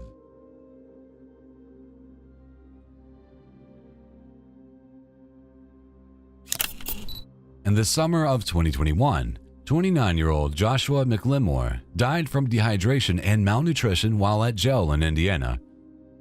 Doctor, down, get on your knees. Get on your knees. Get down, on your knees. I can't wait until they bring you up. On your knees. Sit right there. No. Sit right there in that corner. Going back out, guys. Going back out. Give me the other hand here. Come on, let the hand in, please.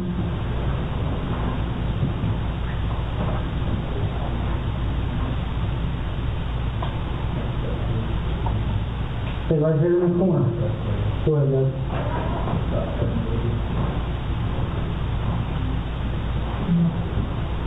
Stay right there.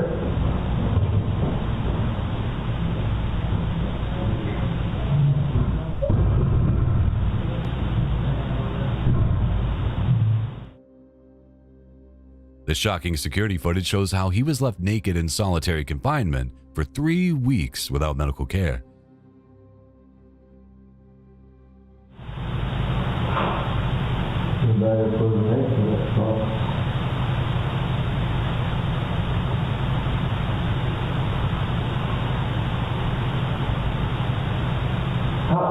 How far was it? Did you breathe? say that a roaming burglar would have grabbed you on. Diagnosed with schizophrenia, McLemore appeared detached from reality, speaking gibberish, rolling in filth, and growing visibly skinnier. Although he was provided meals through a small door slot, the footage indicates he rarely ate. He had limited human interaction, primarily when guards restrained him to clean the cell or give him a shower. He was confined in a small, windowless cell for 20 days in July and August 2021. The cell lacked a bed or bathroom, and fluorescent lights remained on at all hours.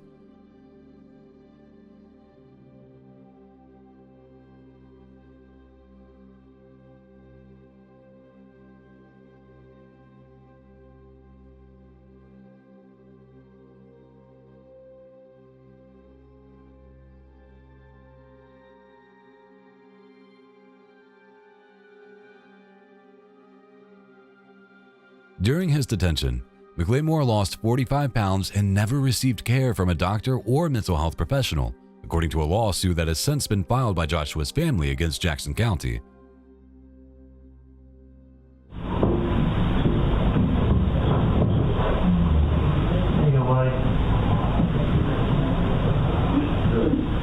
You wake up for me now? Huh?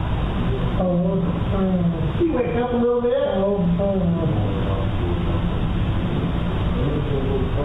You gonna wake up a little bit?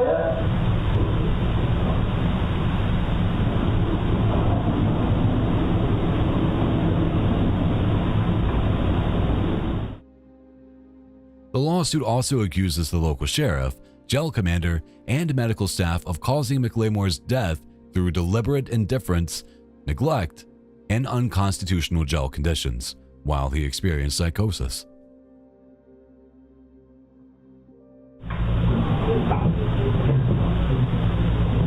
Never enough. Grab that. We're just gonna leave it also. Yeah, I'm not putting that in. It's pretty cold. I just want to discuss it.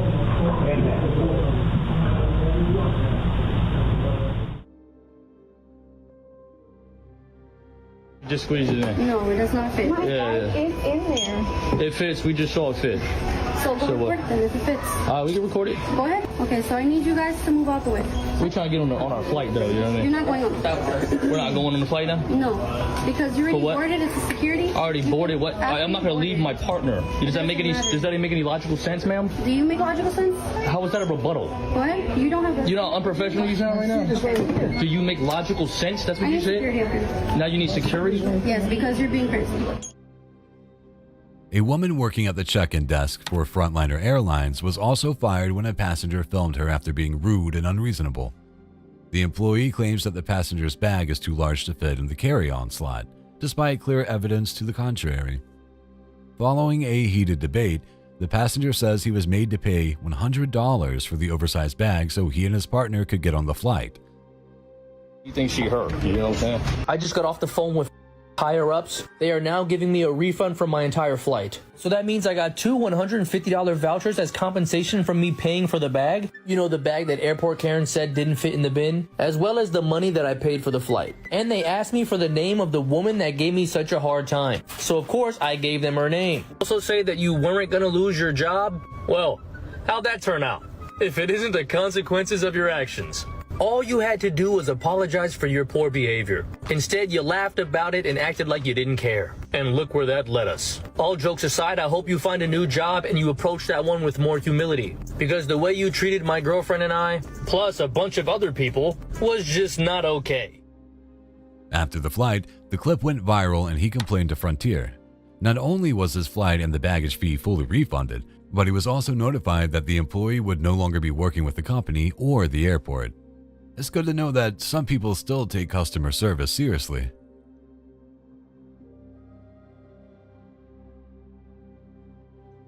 Unlike some of the clips in this video, this isn't a direct confession, but Alex Murdaugh's body language and behavior say more than enough, and there's even more to uncover. Alex Murdaugh, an attorney from a well-respected family, belonged to a dynasty that served as solicitors for South Carolina's 14th Judicial District from 1920 to 2006. However, on June 7, 2021, that legacy began to unravel with a brutal double homicide. Alex called the police himself, appearing teary-eyed and visibly shaken when they arrived at the family's hunting lodge estate in Colton County. His wife, Margaret, 52, and his son, Paul, 22, were found dead from gunshot wounds near the dog kennels. He quickly spun his narrative, mentioning potential threats to Paul. Sir, I want to let you know, because of the scene, I did go get a gun and bring it down here. It's in your vehicle? Do you have any guns on you at all? No, sir. It's leaning up against the side of my car. Okay. You're fine, man. You're fine. Turn around for me. I don't have any guns. Okay. Yes, sir. I see that. Okay. This is your wife and son? And son. Okay.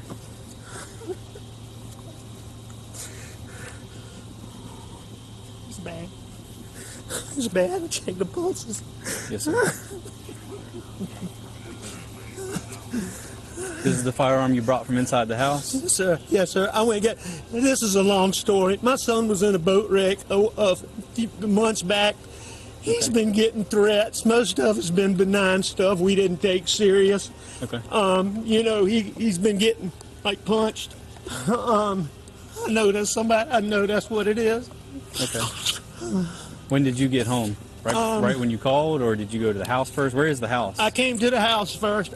My mom has late stages Alzheimer's, and my dad is in the hospital. Okay. I left. I don't know what time. I can go back on my phone and tell you the exact times. Did you check? Okay. Did I check what? Did you check them? We got medical guys that are that's what they're gonna do. Okay. What are they doing? Can they hurry? They are. Yes, sir. That gentleman that was out here already, he's one of the battalion chiefs. Okay. Here, Alex explains the tracks in and out of the murder scene.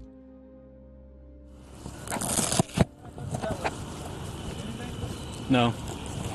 Hey, Cody, come around the truck and then go to the building. I see quite a few tire tracks in here. Were any of these you going in and out? No, I came in here and I left one time and I came back. Okay.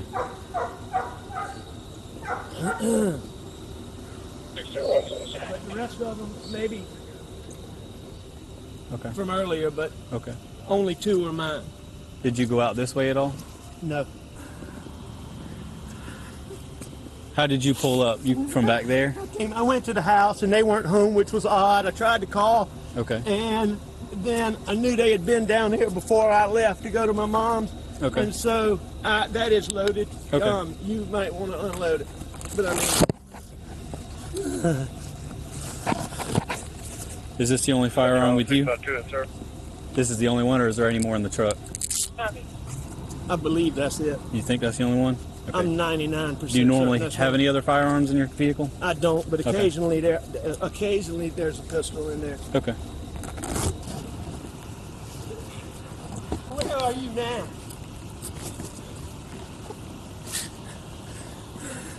All right.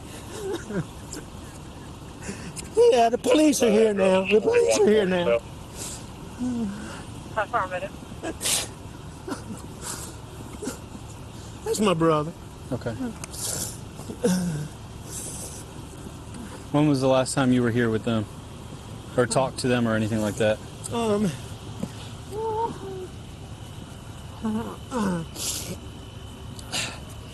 It was earlier tonight. I don't know the exact time, but I left. I was probably gone an hour and a half from my mom's, and I saw them about 45 minutes before that.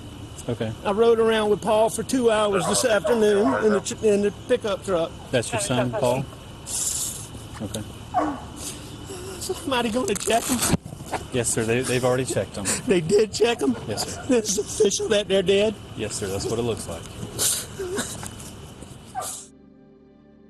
Notice how the first thing he tries to clarify is the presence of his own weapon at the scene. He says he brought it down after discovering the crime, and at first, you might empathize. Who wouldn't panic at such a sight? He then provides himself with a detailed alibi, explaining his whereabouts and how he found the scene, his tears flowing freely. Alex Murdaugh's secret started to unravel in court. Evidence revealed that a recording captured shortly before the murders placed Alex with Paul and Margaret at the scene, contradicting his alibi. Witnesses confirmed the voices belonged to the victims and Alex himself, but it didn't end there. The charges against Alex skyrocketed to over 100 counts, including financial fraud, conspiracy to distribute controlled substances, money laundering, and tax evasion. In one bizarre twist, he even hired someone to kill him so his surviving son could collect on a life insurance policy. Revisiting this video with the truth revealed, his crocodile tears take on a new meaning, a desperate man trying to manipulate his way out of suspicion. I'm sorry. No, you're fine. I'm very sorry.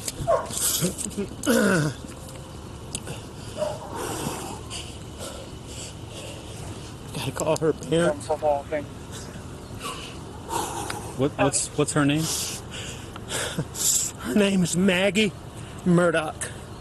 Margaret Brandstetter Murdoch. How you doing? What's her birthday? 9/15/68. Okay, and what's your son's first name? You said Paul? Paul Terry Murdoch. What's Paul's birthday?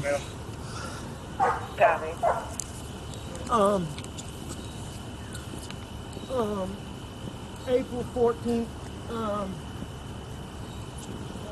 1999, sir. Put it up as wide as you can.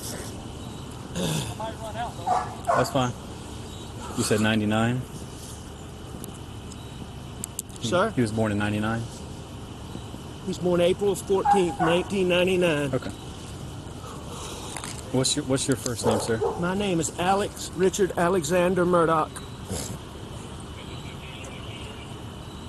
Richard Alexander Murdoch?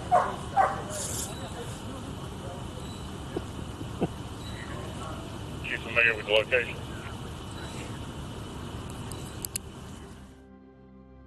A jury found Alex Murdaugh guilty of murder, and he was sentenced to life in prison without parole.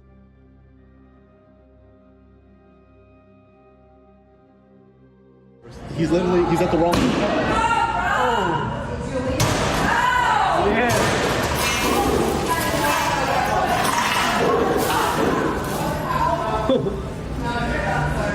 May I have the money?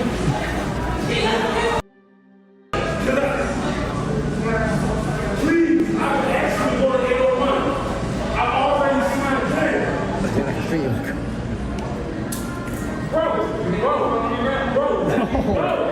Bro, I'm a citizen. Bro, I understand. Man, he needs some hide on him. He's gonna speak on it, bro. He's gonna speak. Yeah, hide on him. That goes my hand. I understand.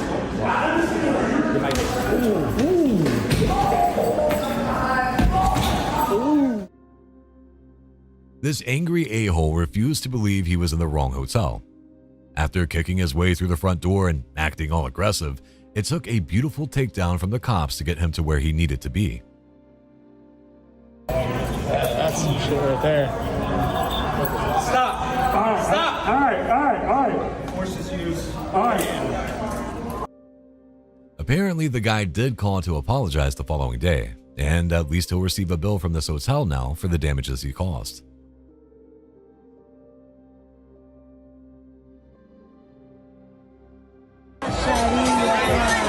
Manda pra mim essa, André. A mulher tá o quê? A mulher tá de sutiã e calcinha, isso mesmo? É isso que a senhora tá vendo. Tá de biquíni. É sua vez? Não, não.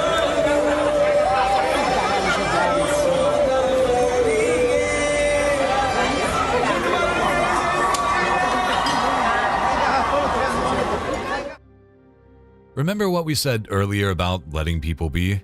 Well, this lady and her friends are just riding around town, showing off their bikini bodies in a way that is extremely common in tropical cities like this. Then, out of nowhere, somebody decides to throw a piece of trash at her. And she does not like that.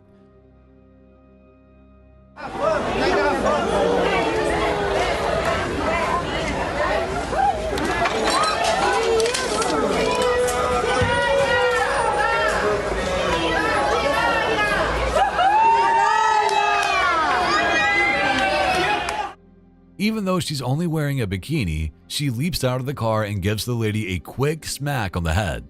Though her boyfriend attempts to intervene, the car soon speeds off. I mean, why would you do this?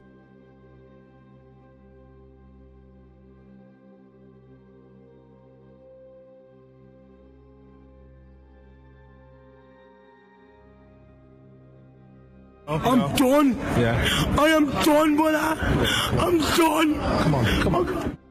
A homeless man broke down in tears, saying, "I can't do this anymore," in a poignant video recorded just months before he was discovered dead in freezing conditions in Birmingham, England.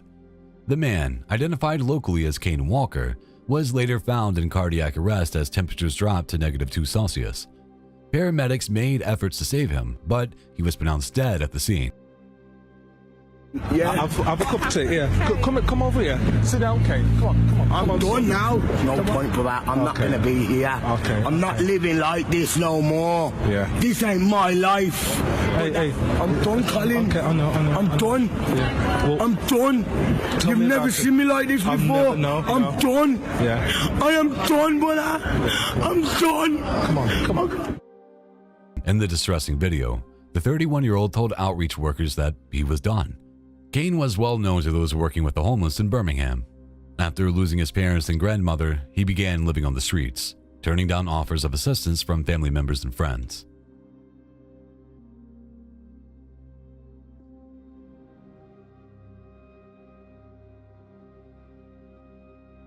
The video shows a confession made in December 2019, but the heinous crime occurred more than 4 decades earlier. Helene Prozinski was a promising senior at Wheaton College in Norton, Massachusetts. She dreamed of becoming a journalist, and during her winter break in 1980, she took an internship at a local radio station in Denver, Colorado. At the same time, a former sex offender, Curtis Allen White, was living in the area. Curtis had raped a woman at knife point in 1975 in Arkansas and was convicted. Released on parole in 1979, he moved to Denver to stay with a former counselor who wanted to help him with his problems. Unfortunately, this placed him in the same zip code as a talented young reporter. Helene routinely took a bus after work, arriving home shortly before 7 p.m. But on January 16, 1980, she never made it to the bus. Her aunt and uncle, worried when she didn't return, filed a missing persons report at 10:30 p.m. Tragically, Helene's body was found the next morning. Her hands were tied behind her back, and she had been raped and stabbed 9 times. Her family lived with the pain of her death, knowing her killer was still free. In the 1980s, forensic technology was limited. Although semen was recovered, DNA analysis was not yet advanced enough to identify the perpetrator. Fast forward 40 years, improved DNA technology linked evidence from the crime scene to James Curtis Clanton, formerly Curtis Allen White. He was the man who had kidnapped, raped, and murdered Helene all those years ago. Here, captured on body camera, is his confession. Do you think, I mean, this is just me wondering, do you think that you're as close to your daughter, or that you have the bond that you have with your daughter because of this, that you are overprotective because you see what can happen?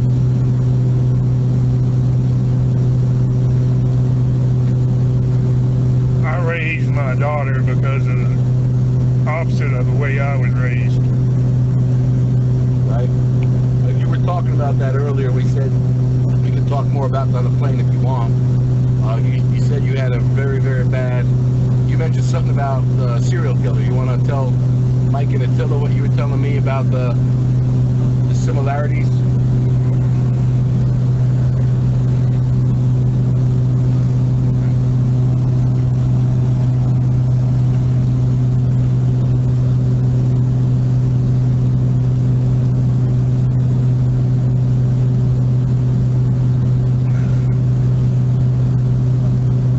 My mother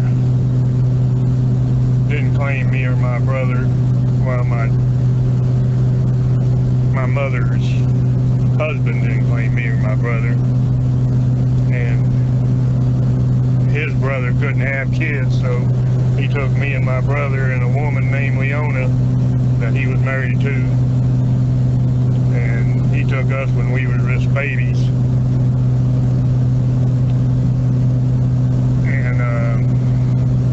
We ended up in Bartow because Leona's had family there, and we were staying in one of their apartment thingies.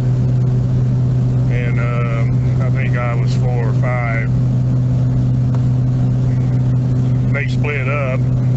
brother stayed with Leona, and Dad went to Sallisaw, Oklahoma.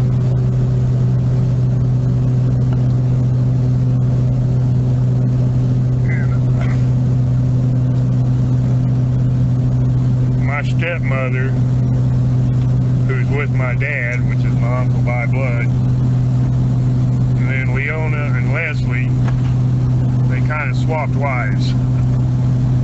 That was in Florida, right? Yeah. Leslie stayed in Florida with Leona, and Merle went with Dad to Oklahoma. But it wasn't very long after that, and I have no idea how long, but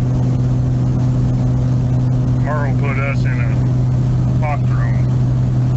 And I take it that Dad said he would come back and get us and didn't do it. So she put us in a foster home.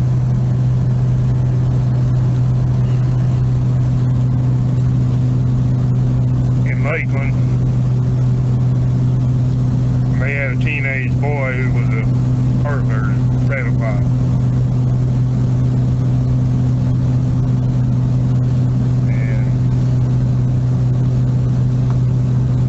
Dad finally came and got us and took us to Oklahoma, and I stayed there until I started running away from home, and I was always trying to get back to Leona and Bartow. I made it one time, and she turned me in and told me that she wasn't really my mother. I thought she was my mother all this time, because I never knew my own mother, never even seen a picture of her. But then she told me she wasn't my real mother, so I never went back there again.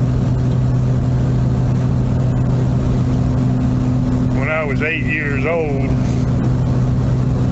I started with insects and putting them in red ant piles, and went up to amphibians and went up to small animals. And when I was 8 years old, I hung a cat in a tree and beat it to death with a tree limb. Couldn't understand why. Where's a kid that old get that kind of rage? And that rage has always stayed with me. I mean, I think every time something hurts me so bad that I can't deal with it, and I learned anger covers up pain. And that was pretty much the basis of everything I've ever done. I was just mad all the time.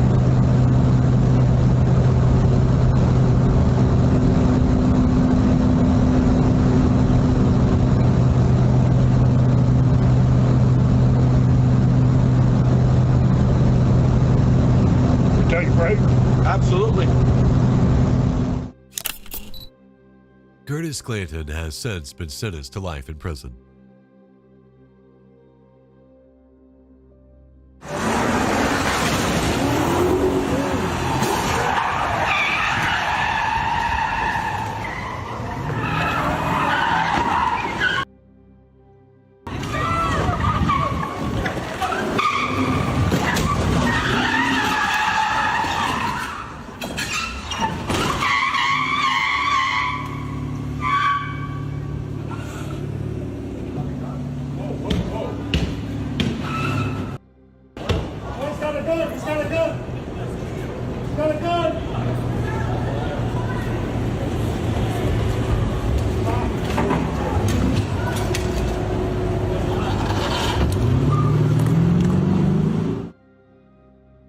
In 2022, residents of New York City were treated to a demolition derby on the streets.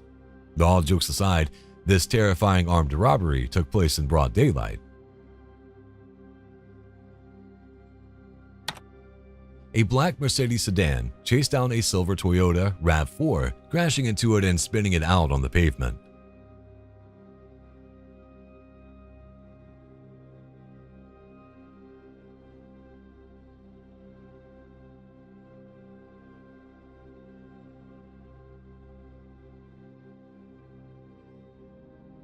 A masked man with a gun then exited the Mercedes and snatched a bag from the 55-year-old driver of the Toyota. An eyewitness said the victim was in shock and he got out of his car and placed his hands up once the car had spun out. The last update from news outlets was that the police are still investigating. Hopefully the robber has been caught by now.